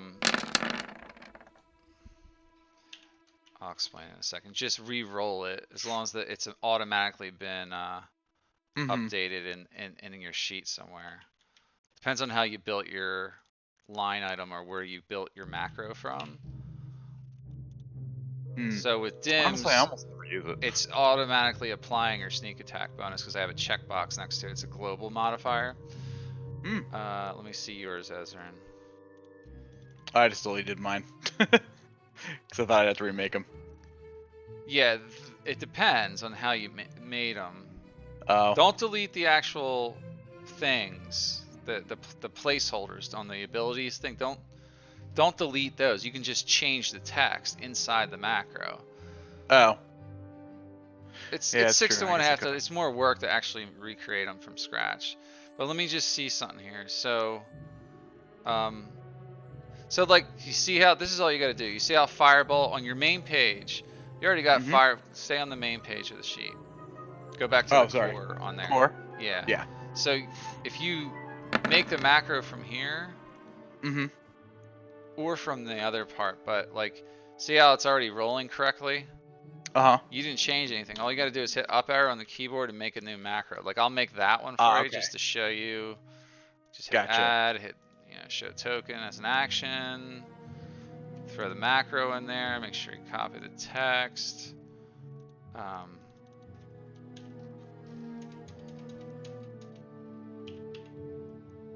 And there you go. You should see that macro now, and it should roll right every time. You see. I don't see it, but I might need to refresh my page maybe. Unclick off of yourself and then click yourself again. That's all you gotta do. You're probably Oh, yeah. hovering Yep. on your token, so you have to unclick Yeah. your token and now you'll see it. But you gotta Yeah, do it's that with all those macros. So depending on where you make the macro from, it doesn't really matter as long as you remake it. Gotcha. Like so if you do it from the spell tab, let's just verify that it works. So yeah, I just rolled from the cantrips section of the spell tab, and it's rolling 2d8 for Shocking Grass. I'll let you make the rest of them now. Yeah, the one that I don't know if it'll work is Toll the Dead, because that one I made manually. Yeah, it didn't do it correctly. Oh no, it did. Yeah, it does it right. Yeah. It did the D8s correctly, but not the D12. That's So interesting. you have to drill down into Toll the Dead. Yeah. Not there. Not there. No? No, do it from the main page. Well, it didn't do the D12 part correctly. Right. So click on the cog next to Toll the Dead. Oh, over here. Page. Okay. Yeah. So then you see where it's got the damage 2. You see that? Yeah. And that's 1d12. Is it 2d12 at that level? Yeah. Then you put a It just 2d12 there. Gotcha. Yeah, you gotta make sure that gets done. And then close that. I'm rolling too, just to... yeah, see, it's right. Yeah, there it goes. So yeah, copy one of them. Do it again, just because so it's your macro. Then stick your cursor in the chat box, hit the up arrow. Yep. And copy all that text in there. Yeah. That's it. Add. Edit. Yeah, and then add a new line there.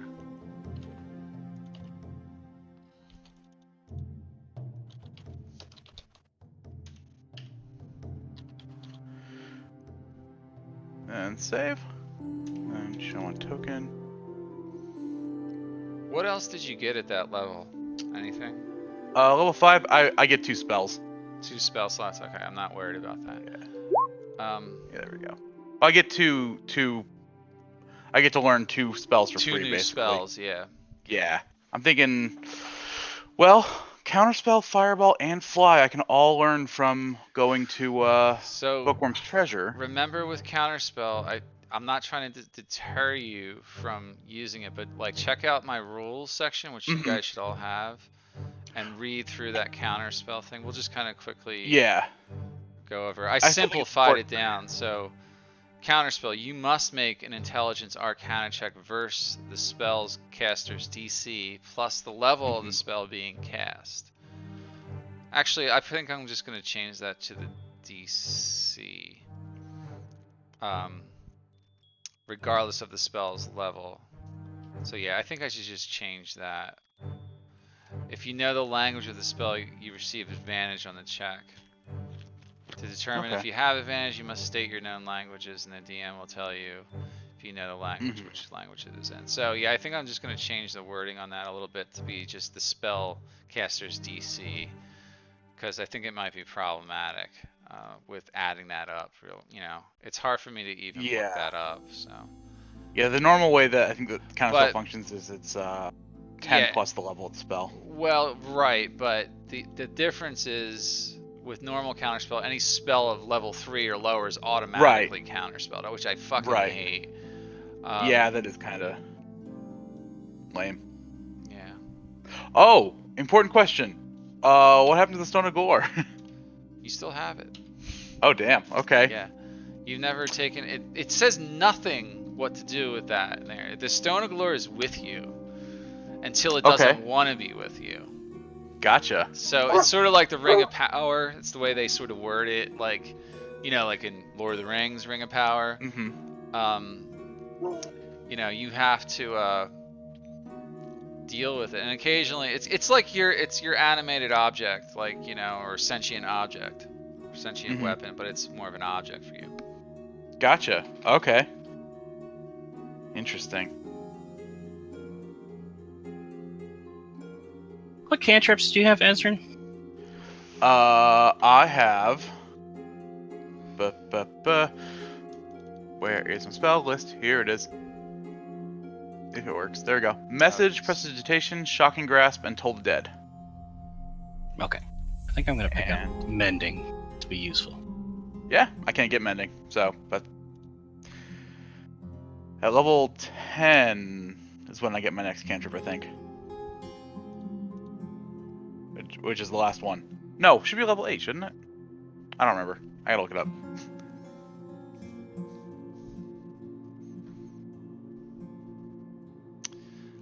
I just realized something. Arcane Tricksters get cantrips? Yeah, they have a couple. Yeah.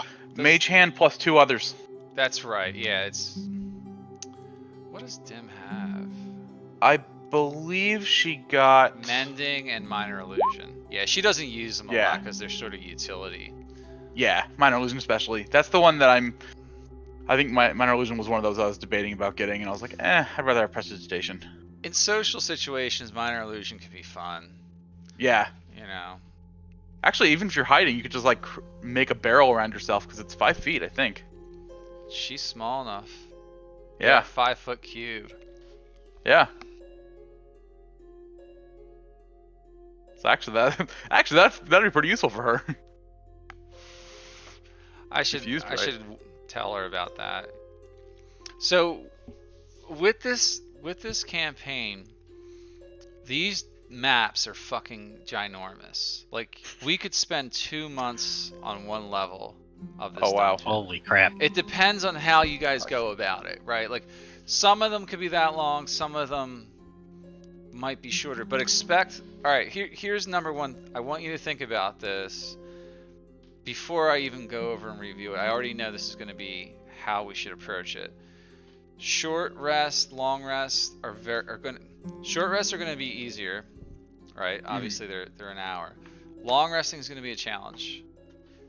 Reliable long resting is going to be a challenge. You cannot long rest without running into issues with wandering monsters in this environment. Like, it's not going to be guaranteed every time you long rest. There's going to be, like, sort of like a DC for that, right? Like, it's going to be a dice roll. So I don't even know what it is on every level, and it could change from area to area, or it could change on my whim, because I could just be like, you know what, they haven't had one in 5 weeks, you know. But consider it like this: like, at any point during that, whether you have someone on watch or not, your sleep could be interrupted while you're resting in a dungeon.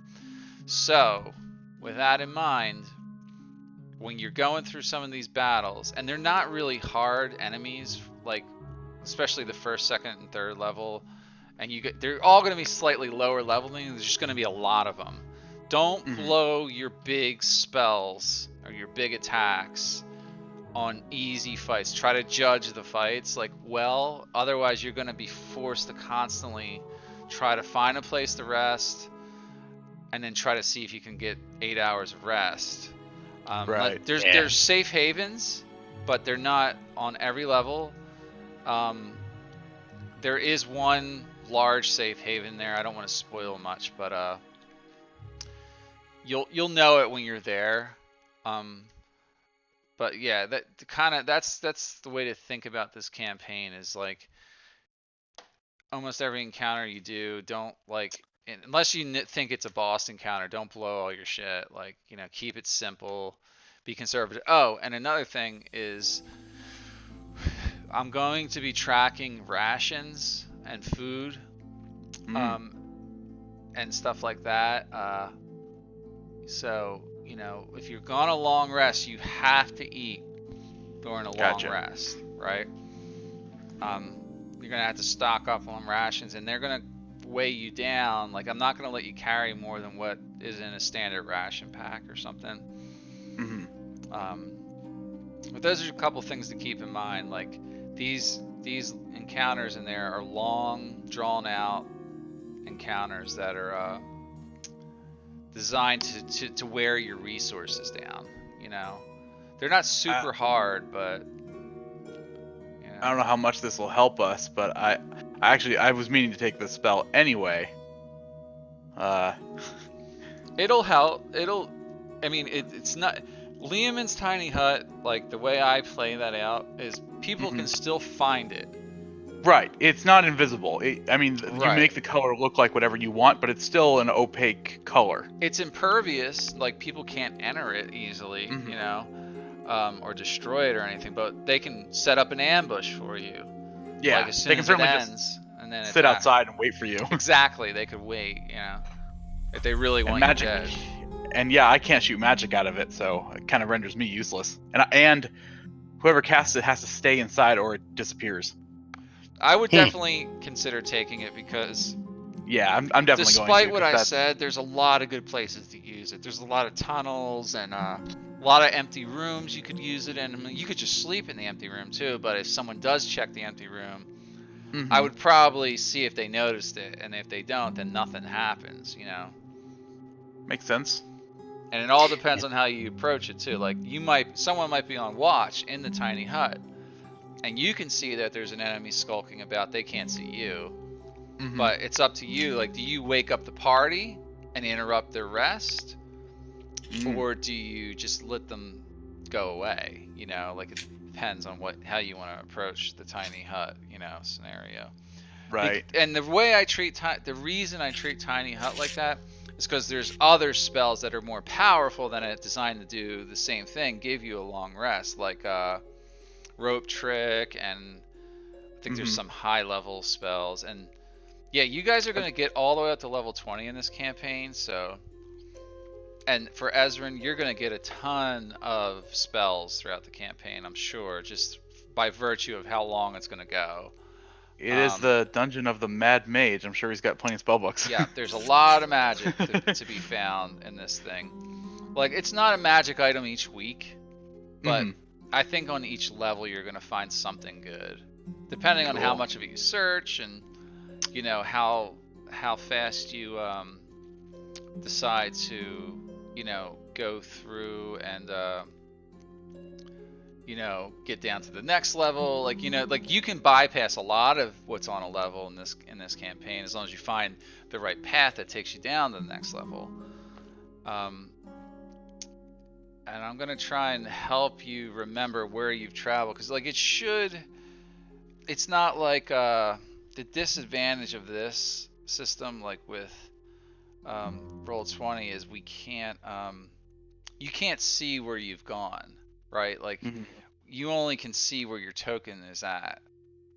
So it's not going to draw you a map by virtue of, oh, we went down that passageway. Right.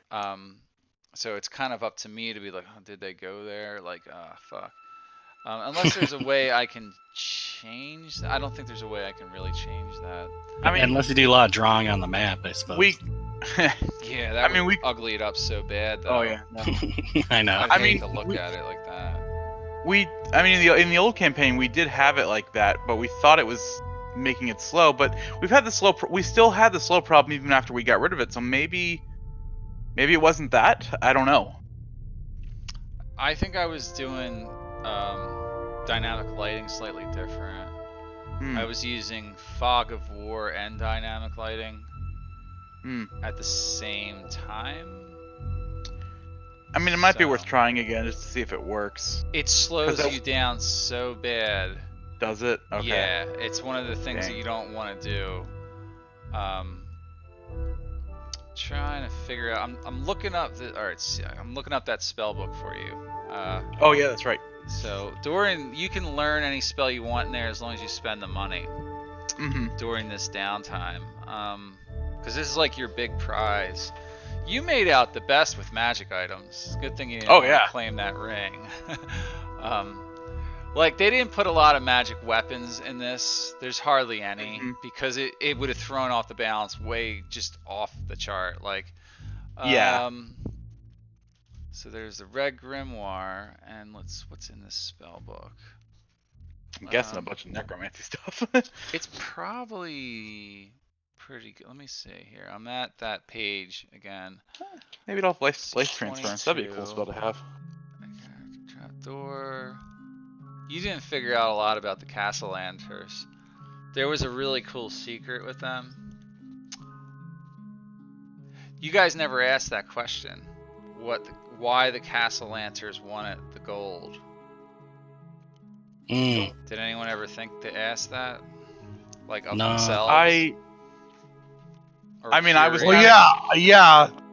yeah. It's a real. I Want thought me to that- tell you real quick? Because it's really cool, Yeah. and you're probably never gonna Yeah. find out. Like if you don't. we'll just have some So added knowledge. in the background, so what they were doing, right? The castle lanterns were,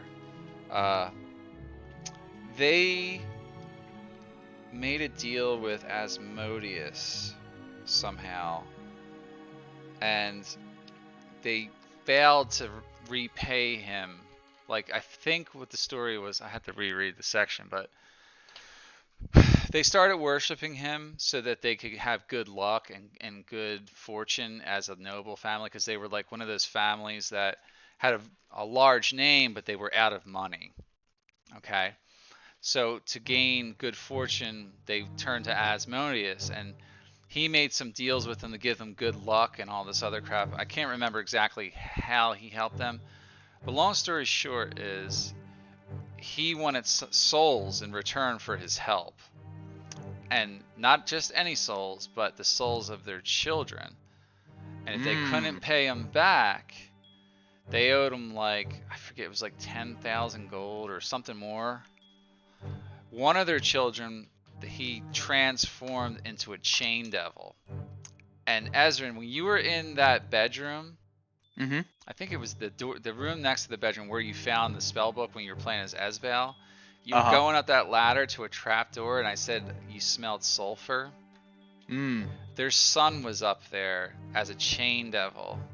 Oh boy. Yeah, and you would have had to fight him by yourself. Yeah. Initially, this dungeon was supposed to only been played through if the castle lanterns get to the treasure first. Like if they got the Stone of Galore, I just changed it up. I was like, nah, fuck that. It seemed anticlimactic to me. I don't know why. But I like the way it went down. Yeah. Yeah, I felt like doing the other dungeon last seemed better to me. I don't know. I would have put a few more encounters in there in retrospect, like that. There was 1 or 2 combat encounters total, but it had some cool puzzles, you know, so that was neat. Anyways, yeah, he was up there hiding. They had him in the room chained to the wall, kind of like Sloth in the Goonies. You know what I mean? It was like one of the like. Boy. And then what they were trying to do is make sure they could steal the horde of dragons, the dragon horde treasure, so they could get the rest of the money to make sure that their other 2 children weren't also transformed into devils.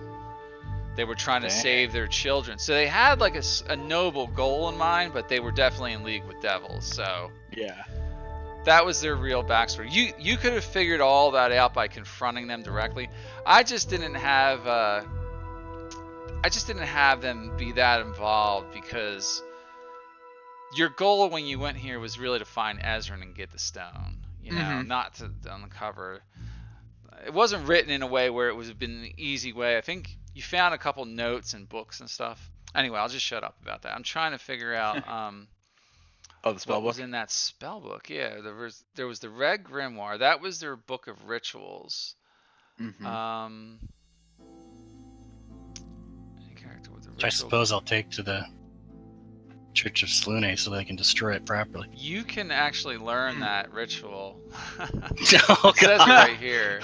It's an 11-minute ritual, not 10, but 11 minutes to cast. It requires incense and a vial of unholy water, which are both consumed during the performing of the ritual. At the end of the ritual, a proxy of Asmodeus appears and grants its summoner the benefit of the commune spell, basically allowing you to speak with them. The proxy is formed of incense smoke and resembles a pit fiend. A character must finish a long rest before performing that again. It just sounds like a bad plan. Yeah. In general, yeah. Where was the spell book at? I thought it was in that room. Unless I was an evil cleric. Yeah, you could play an evil cleric. Death cleric. But I'm no good at role-playing evil, so... That golden lockbox, I let you just pick that lock or open it. It was actually trapped. I should have had the poison gas come out and hit Esval in the face. Yep. Yeah, and that was when I was rolling terribly for my checks too. Yeah, it was 40-10 poison damage. Oh damn. No! I still don't see. I thought that spellbook was right there. There's the grimoire. Oh wait, desk. Golden candlestick. Golden inkwell. Feathered quill.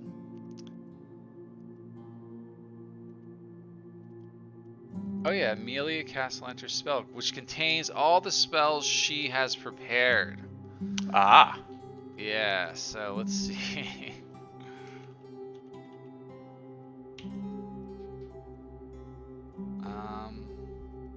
Amalia.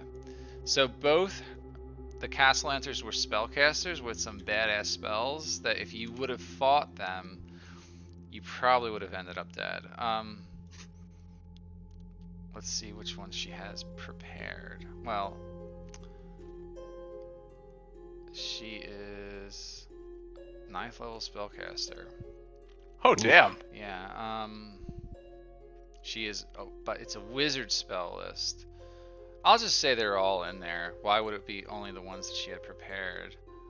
So I'll just list these out for you to take a look at it. So she had, you can't learn cantrips, right? That's how the game works. I mean, not unless you ruled it, I can. I know you have a lot of these. She has all these though.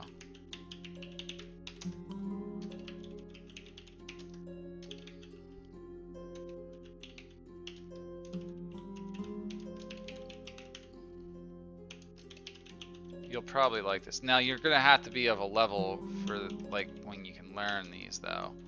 So yeah, as of level 5, I can only learn level 3 spells, but yeah, I can still hang on to the spellbook. those are you can hang on to the spellbook exactly, and you already have the information for it. You just got to spend the gold to write it and inscribe it into your own. Has to be in your own hand in order to use it. So is any of that really good? Suggestion. Pretty good. Oh yeah, fireball for sure. Yeah, so you don't have to... tongues is good. Tongues is good. Lets you talk to people. Yep, that'll be handy on the next campaign. Haste, that's a great one. It's Haste is a really good concentration, one. but in the right situation, that's a badass spell. Yeah, put that on Durin. Let him go to town. Confusion's really good. Remember, what's his name was casting that all the time? He made very good use out of that spell. Stone Skin. That's a great defensive one. Yeah. Stone Skin also 4th level. Yeah. Hold Monster. I think Hold Monster. What's Hold Monster? It's like That's Hold 5th Person. level. Okay. Yeah. I'm just looking up levels. Yeah, it's 5th level. It allows you to do that to anything though. So any creatures. Dang. Those were her spells. Awesome. Well, I know where my money's going. Yeah. Yeah. I'll tally up all the money and I'll put it up. I'll do some homework. Put it all in Discord and be like, hey, so has been spending this much money. So Sellers logged in. We won, by the way. We won. No thanks to you. You kicked ass. Yeah. He's in Discord. Oh yeah, hey. Yeah. Yeah. Oh, hey. Didn't notice anyone logged in. Yeah, he just thought. Yeah, the campaign's over. You missed the finale. They got killed by a gold dragon. That's who he was. RNX was a gold dragon. Short of attacking him, he wouldn't have transformed on you guys, but I guess they had to put all that in there in case some idiots like attack I them. would put it past certain people. I would not either. Like especially Adventures League players, they would have been like, I attack. Like, yeah. So I've been DMing for an Adventures League thing on Saturdays, and we're doing Lost Mines, and they got to where the Green Dragon is, and they did something incredibly stupid. They sent the rogue into the building. She goes right up to the door where the dragon is, managed to sneak in there very quietly. Everyone else is standing outside, all clustered together like idiots. And instead of doing anything smart at all, she knocks once very loudly on the door and runs away. Basically, ding-dong ditching a dragon. Sounds about right. We So fought I that was like- dragon too. You're not So I was really like- supposed to fight him, but he's not that hard. No. So I was like, okay, yeah, you're kind of pissing him off. Yeah. Yeah, so yeah, he flew out of there and Wasn't that like a juvenile dragon or something? it's a young dragon. The young and one. it's trying to make that whole area its territory, basically. This one. All they This one. Yeah, I mean, we fought him too. We have a funny story about that, me and Vince. But real quick, this one was, I think, not an ancient, but whatever huge is, so pretty big, yeah. I think it's just an adult. Adult, yeah. I mean, like he has a lot of, like he has legendary resistance. This is just some of his attacks. Oh, damn. Yeah, does a 33 hit? Yeah, exactly. 34, Frightful God. presence. That's like on every round or something like that. His breath, You haven't here's even his done the breath weapon yet. Yeah, I was about to say. That's when it recharges. 12 D10s. Yeah, so Damn. Yeah, that's just death right there. it's just pure death. You know, you don't want. It's a good thing Vince didn't be like, "Fuck you," you know, like Whoa. 72. Yeah, half the 72 still would have killed all that of would us have outright. that would have outright killed anyone. Yeah. Even if he succeeded on that dexterity saving throw. Now they did Still put with a the lot dwarf of buff. they put a lot of pillars in there that you could hide behind, but some people just ran up and just started wailing on them. You know, Oh, man. It's like, what else could you do? That's Doran's gig. I could have done this, weakening breath, change shape. That's why the dragons all get Yeah. that. So Yep. that's why he was a dwarf. I think, it might only be adults and older, but yeah. It's something like that level. Yeah, that level Yeah. dragon.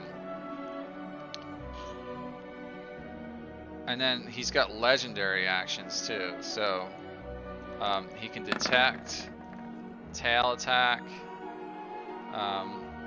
Like as a legendary action, he can use his tail, which means at the end of anyone's turn, he can do that. Like so many legendary actions.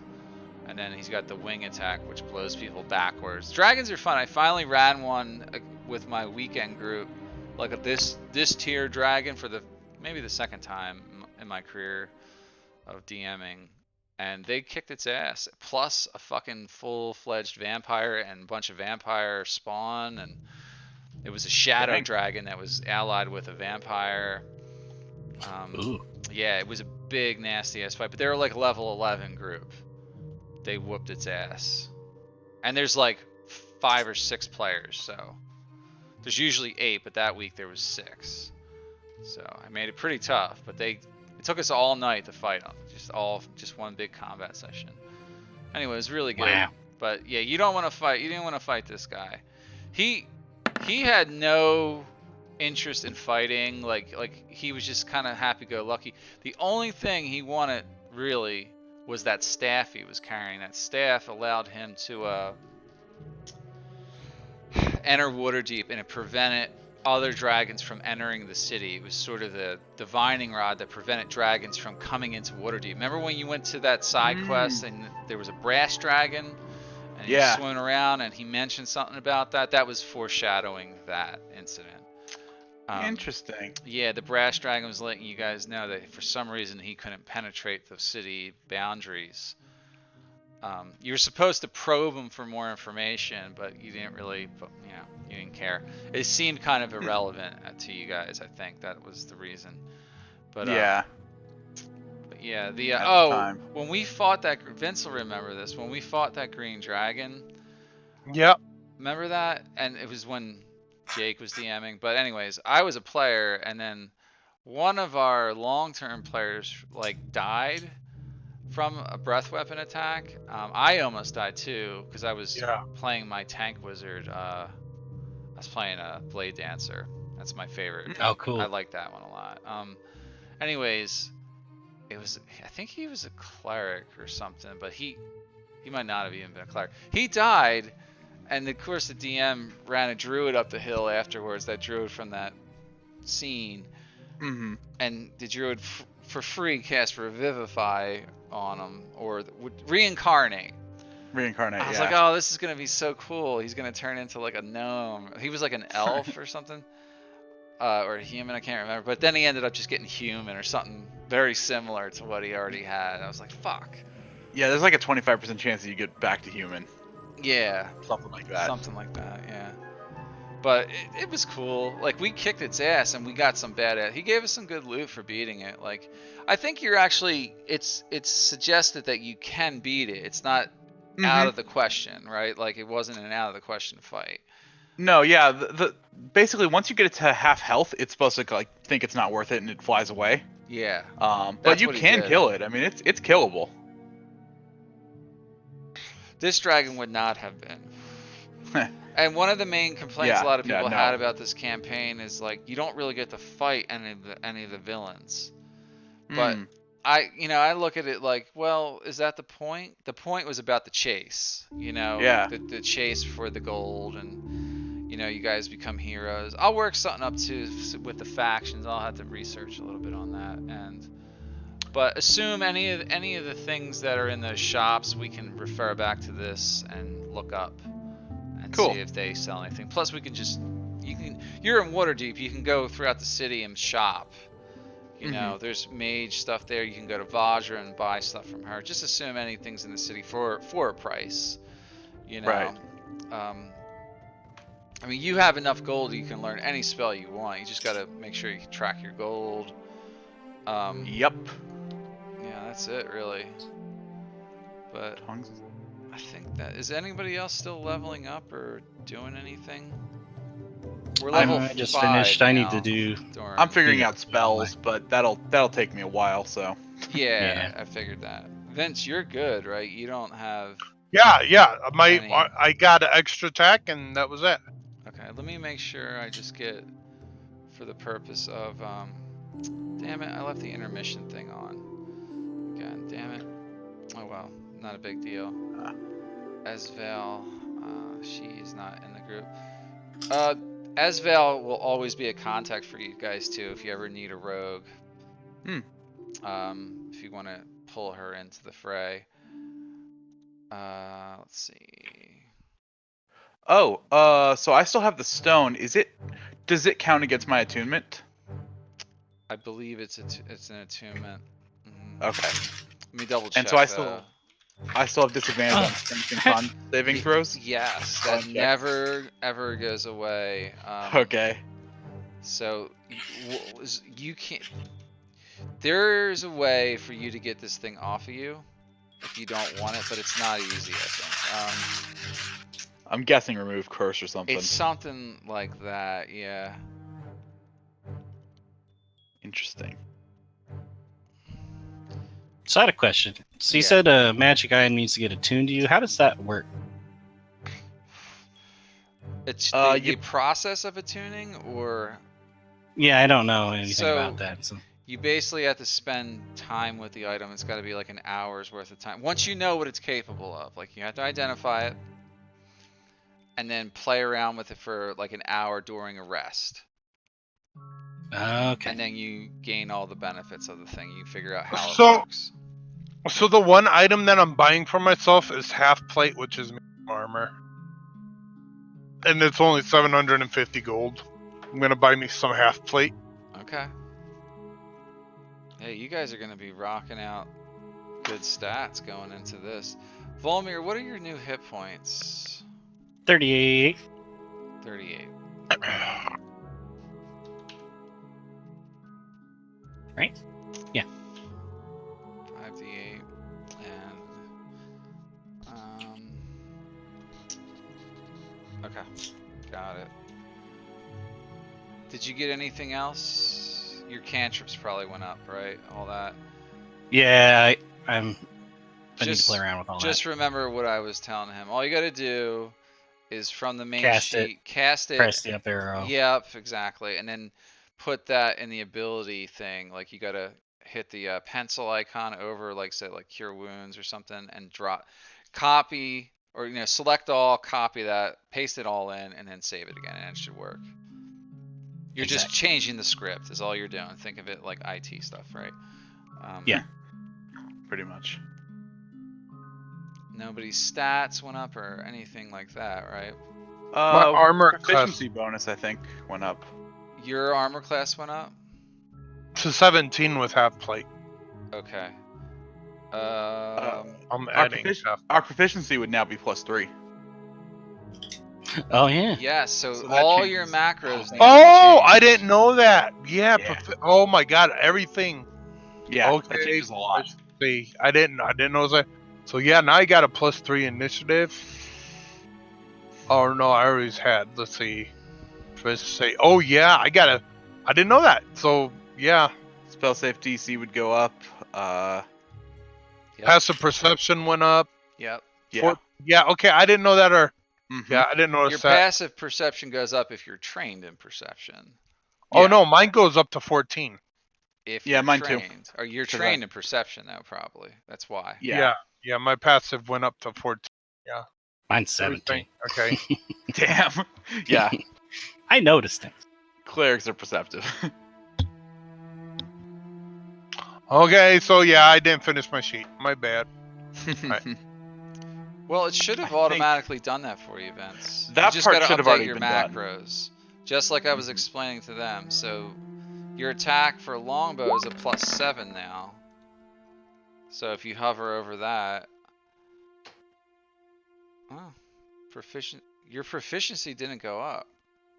I added all my stuff. I have to add manually because Oh, you Arcane did it Archer is Arcane Archer is not It's in not the, in there, right? Mhm. You have to do it so, manual. Yeah. yeah, I have to do it manually. That's Okay, which true. I'll work on. Yeah. Okay. So Make sure you do that for yourself. Yep. 'Cause once Oh, we yeah. start the session, I'm not waiting for you to like change everything. oh, I know. Yeah. So that's important for everybody too. Is you check your whole sheet. Yeah. Do I already know invisibility? I think I've already know invisibility.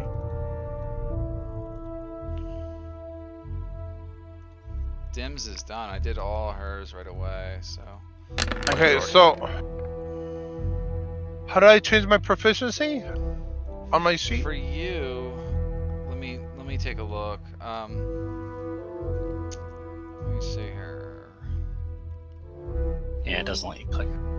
Just up it to 3. Yeah. Does it let you change it on the main tab? Nah. It should, I think. I'm trying to click on it. It's not. That's letting me play yeah. with it. It's probably on the other gear thing. Yeah. Let me see here. There's got to be an area to change it. So If you go to attributes and abilities, should be in there somewhere. Wow, I got a wisdom saving throw of +7. Oh, PB. I think that's proficiency bonus. where is that? Which thing is that in? It's under attributes and abilities. It's about a fourth, not even a fourth of the way down the page. It's under hit dice, PB. Maybe that's it. No, proficiency bonus on the sheet is at the top underneath. Oh, no, I know. inspiration. No, I know it's there. I'm talking about where to change the value. Is it on the gear tab thing? No, it's under attributes and abilities, next to the character sheet tab at the top. No, you don't change it there. No? that's an output. Oh. Yeah, don't fuck with that. Yeah, because then Um, that'll. Mm-mm. I really don't know where it is. So that maybe I do. I'll have to do some research. Oh! I know what we do. Hold on. Go back. Just hit level 4 on my character sheet. Right here where it says Oh level. yeah. Change your level to 5. That's Change probably my all level it- to 5.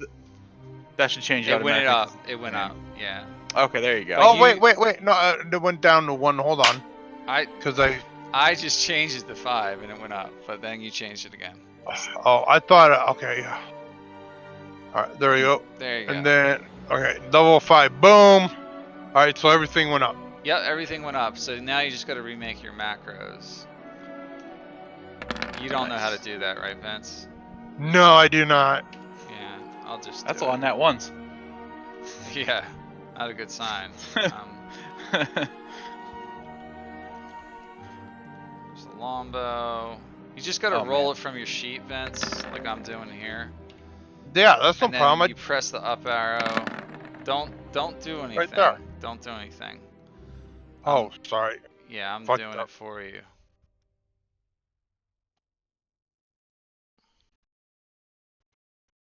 Let's see, suggestion, that'd be 100 gold in 4 hours.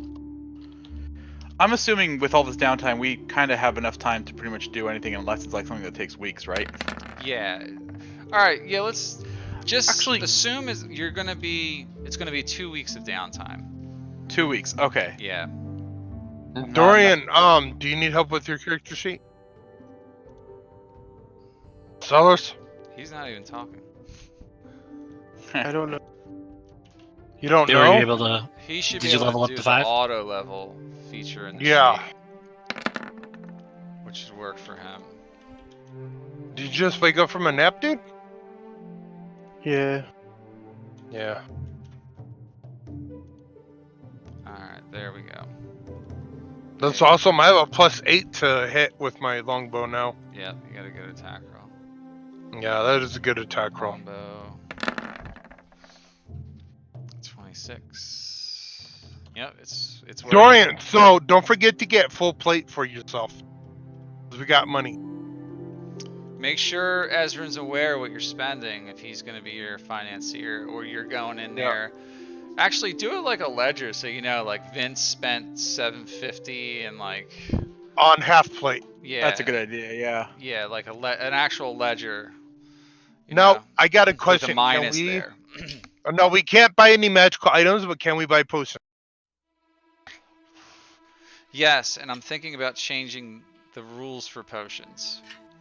You'll probably like it. So I was Okay. toying around with this idea. Of any tiered potion, you can only ever have 2 of them.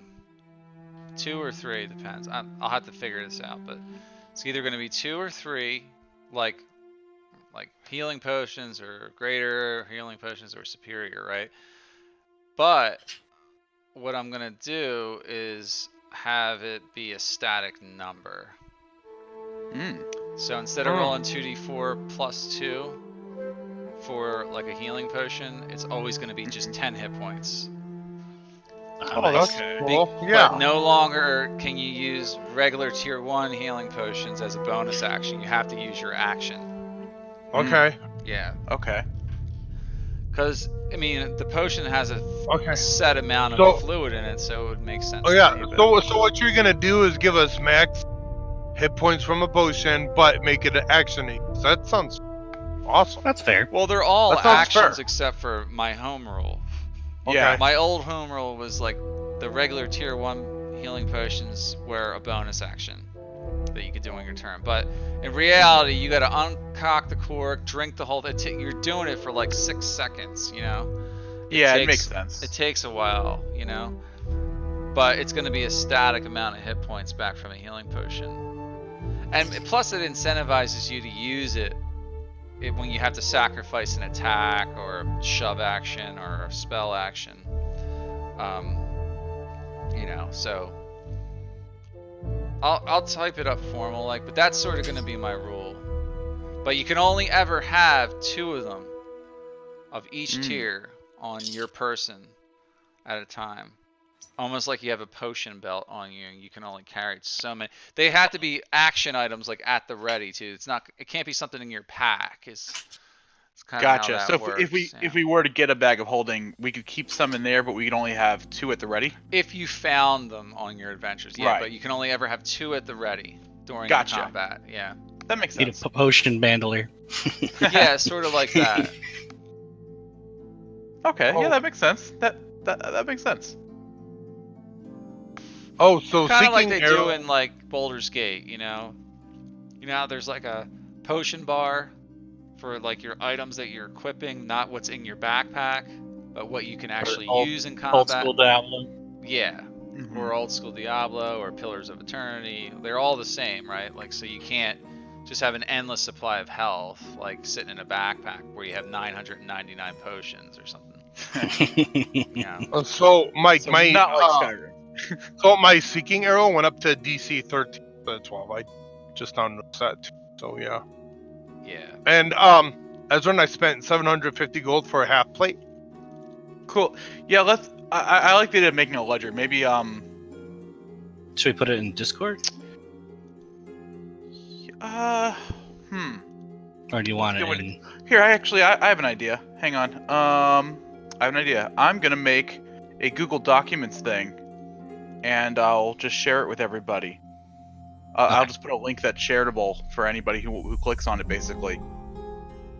Where they can add them. Yeah. I'll just make it editable to everybody. Give me a second. Let's put it here.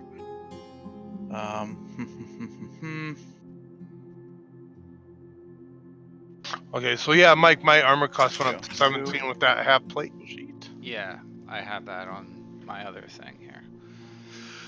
Yep. Yeah, you guys earned it. I mean, you got the gold. You can go shopping and get half plate, Yeah, full plate. So sellers, buy full plate. It's 1,500 gold for full plate.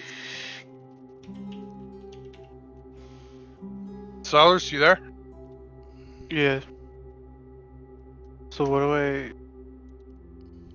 There's the Google sheet. Yeah. So I'm gonna say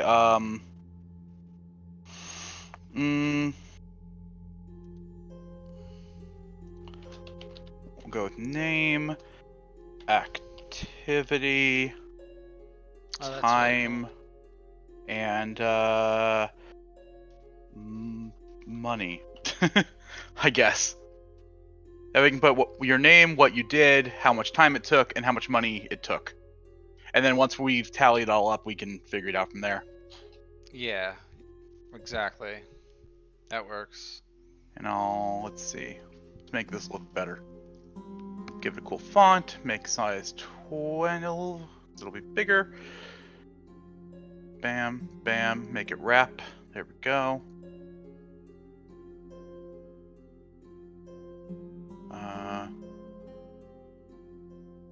Make this bold.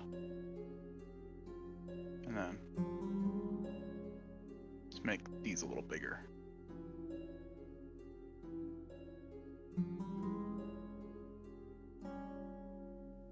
Bam. I didn't mean to make the lines that bold. That was kind of crazy.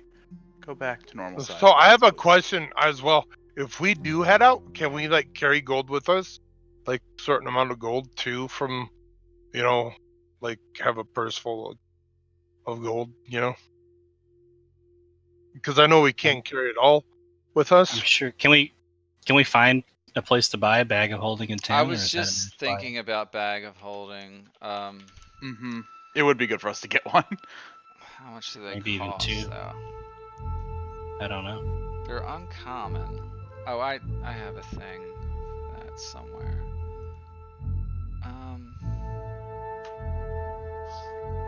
Shit. Where'd that link go? I lost a lot of my bookmarks. Character builder.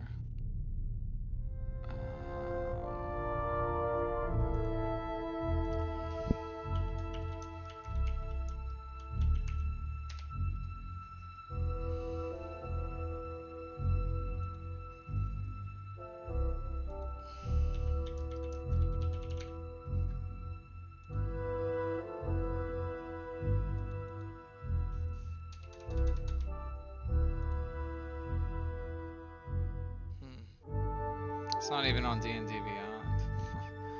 It's weird. Fuck, I used to have that website bookmarked, but I don't anymore. How much does a bag of holding cost? It's not normally sold. Hang on a second. I think there's a table in the DMG. So it's uncommon. Alright, so this is, I don't know if this is legit, but this guy says anywhere between 100 and 500 gold. That's kind of a big jump, actually. Yeah, I would make it be max though. I would make it be 500 so you could just purchase one outright. Yeah, why not? You can purchase one bag of holding for 500 gold. You don't want to be traveling all over the place with all your gold though. Just No. it's No, a really bad idea. Keep it in that bank account that you guys now have from Mert. But yeah, what did I do on there? I put group inventory, open up. I put 45,000 in the bank, and then I had us carrying the rest, which is 5,250. That's like your petty cash. Oh, one more thing. Yeah. Before, Petty 5,000. let's add a little bit more money to that.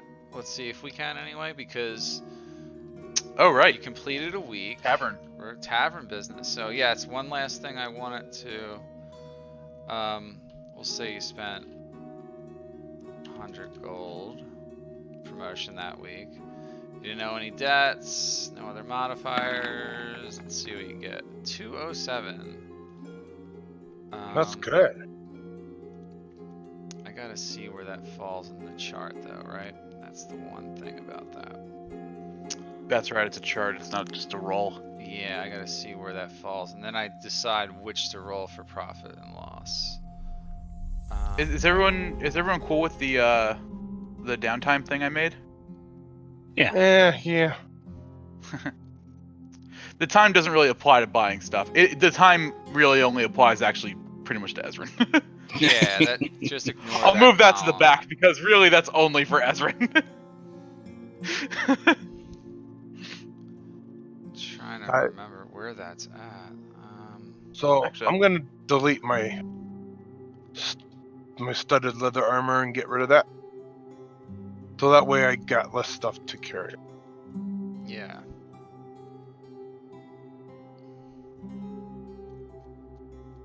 Here we go, total gold spent. I'm just gonna have this add up everything within the money column. I wonder if I should buy a full plate too. You should buy full plate. You and Sellers both should have full plate. I have half plate. Just because my dex bonus doesn't help anymore. That's true. So I can sneak and stuff. I'm a sneaky cleric. Which is nice. It is nice not having to roll with disadvantage on stealth. But the armor. Yeah. Yeah, and you can't get better than full plate. No. It's true. And I probably will go with full plate because then we'll have basically 2 tanks. Oh, there it is. I had it. I forgot I made a thing for it. Profit and loss. Because if I fall over, it gets bad fast. Yeah. Especially when I don't show up too. I'm trying to show up more. It's That been week, you guys made rough anxiety week. 7. You made 630 gold for that week during Founders Holy Day. shit! I Wow. gave you a plus 100 for all the promotion you did. That was a big week for you guys, so you maxed That out. was a huge. Yeah. So that week you made, you can add that one, but then it's going to be 2 weeks later, so we're going to roll, we'll roll 2 more times. I'm gonna add this straight to the bank, I think. But with no, go ahead. Everyone cool with Yeah. that? I'm rolling Yeah. 2 more times though, Cool. so that week, Yeah. the end of that week you got that much. That time I got a 75. 30. 7 days. Made 70 gold the following week, so not as much. But you didn't owe anything. Yep. So, and another week after that, I got a 16. Oh, that's not good. Ooh. That's a bad one. So this, We lost money. that's a loss. Yeah, it's a straight up loss. You must pay 1.5 times the business's maintenance costs for each of those days for 7 days.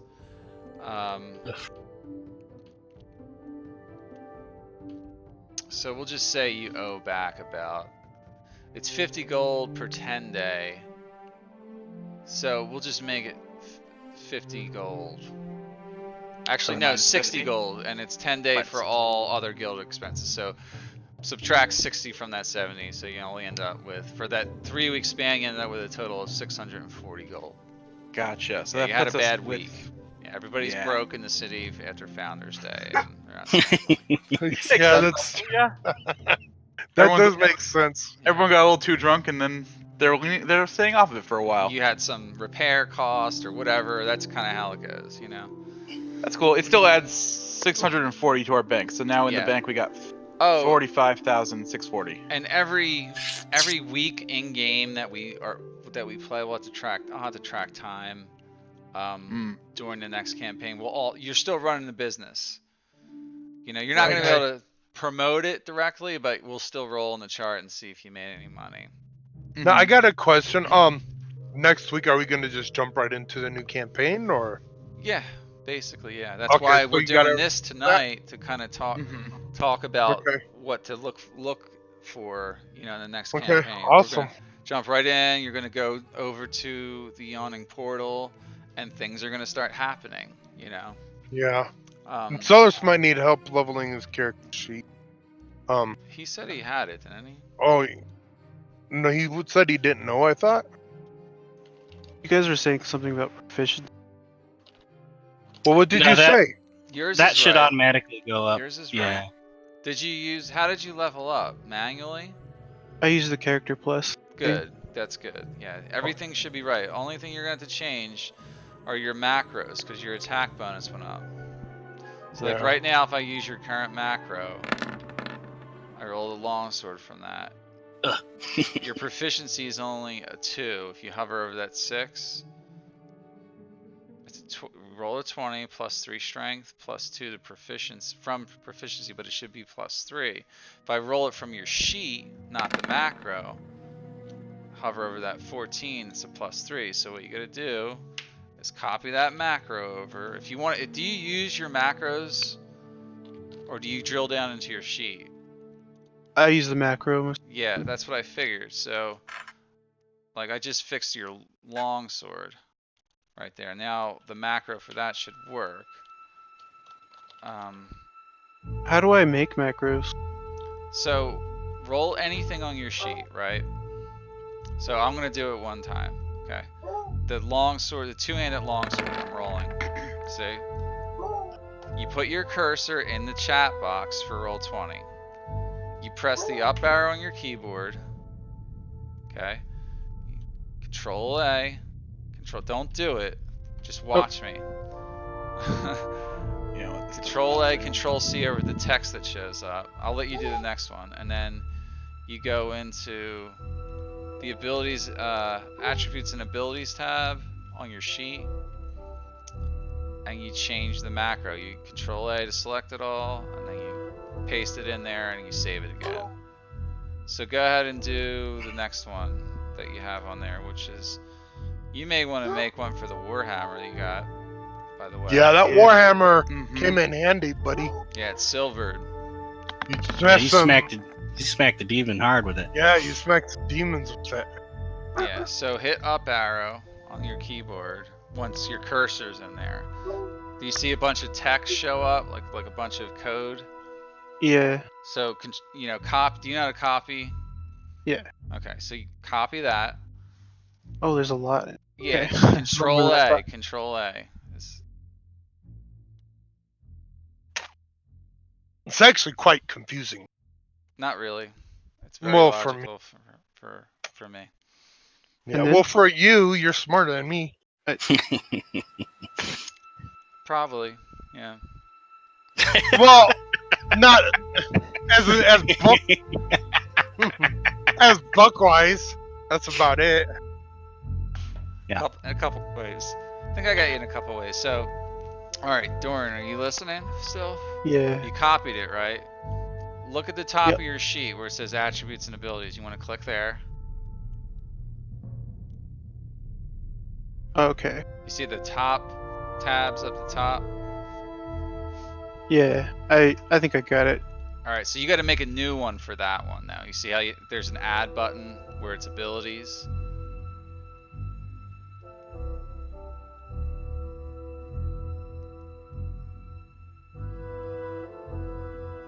Let me look at the other one. I fixed the longsword and the two-handed longsword already. Alright, so we had a +5 to hit, now he has a +6. Yep. The longsword. Yeah. See that? That's awesome. I fixed all dims for her. Yes, I appreciate that. Yeah. Hers was easy. She only uses 4 macros really. She doesn't need much else because you don't want to macro all your spells or otherwise that bar gets way too fucking long and you have like some of that shit Ezrin's got going on. Yeah, I only got 4 myself. Ezrin's doesn't look that bad. It's fucking Volmir's got a million of them up there. That's fine though. If you can play like that, that's fine. But Mine should be. I only did it with people for their common abilities, you know. Yeah. Oh yeah, so Did it- you spellcasters, It your worked, right? Say DC one-handed. went up. With spellcasters, their DC went up and their attack with spells. Yeah.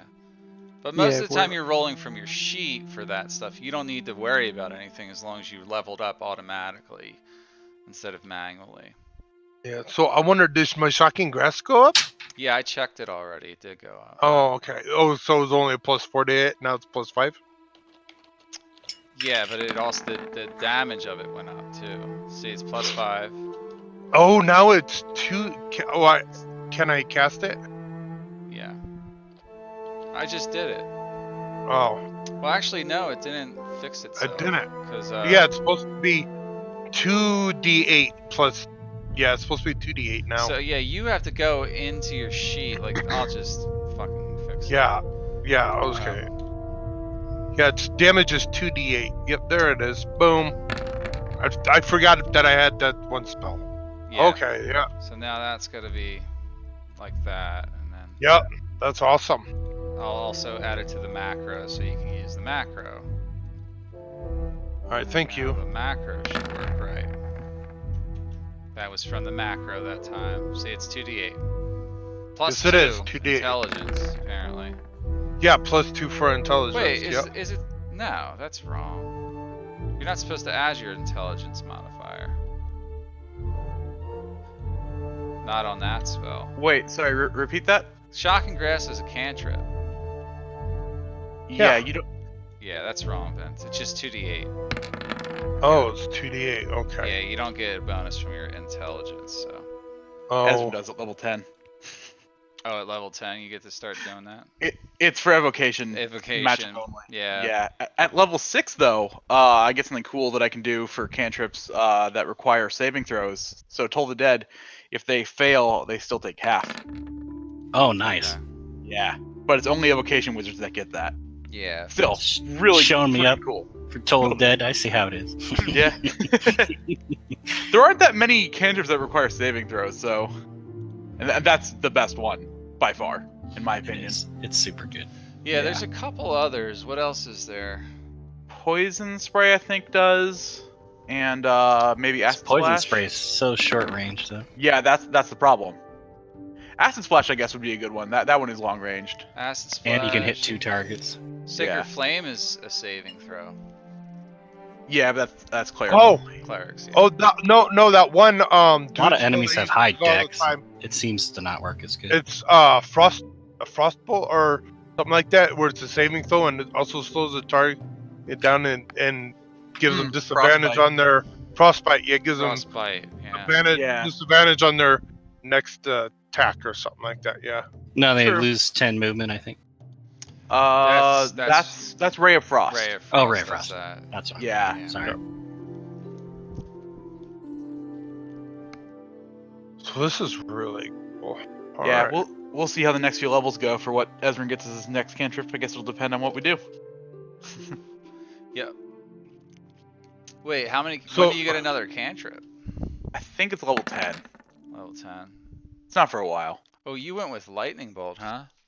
Yeah. Yeah. Mainly because I was looking through all my notes and I'm like, in none of my notes have I written down that anyone has lightning bolt that I can learn. So Yeah. that's a good one. Lightning bolt's pretty good. What's his Yeah. name used that all the time? Rummy.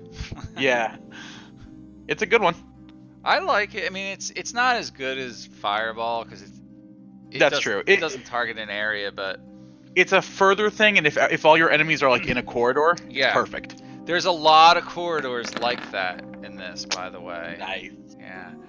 But there's Oh, probably so- just as many open rooms too. So. Yeah. I mean, Fireball's probably gonna be one that I always have it on because why wouldn't I? Exactly. Yeah. So, Celis, did you add full plate to your inventory and equip Oh. it? And see what your No. armor class goes up to.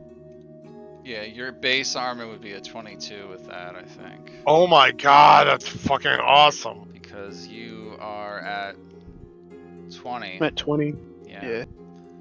So yeah, you just gotta change that.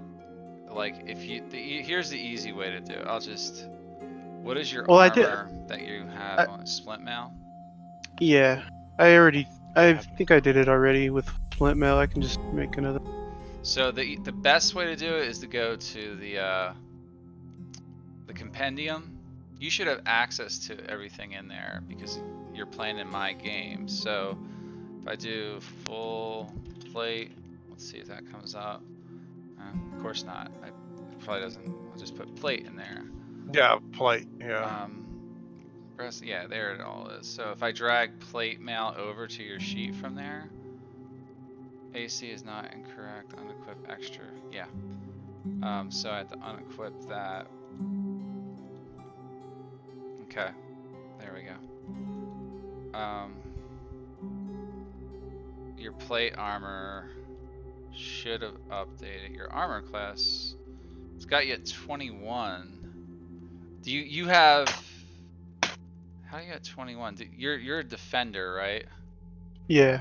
So 18 is plate mail, plus a shield would be 20, plus 1, that's correct. Yeah, you're at 21 with Oh. that. And you want to get rid of splint mail. So you can sell that or whatever, but I'm just going to delete it from your sheet so you don't forget.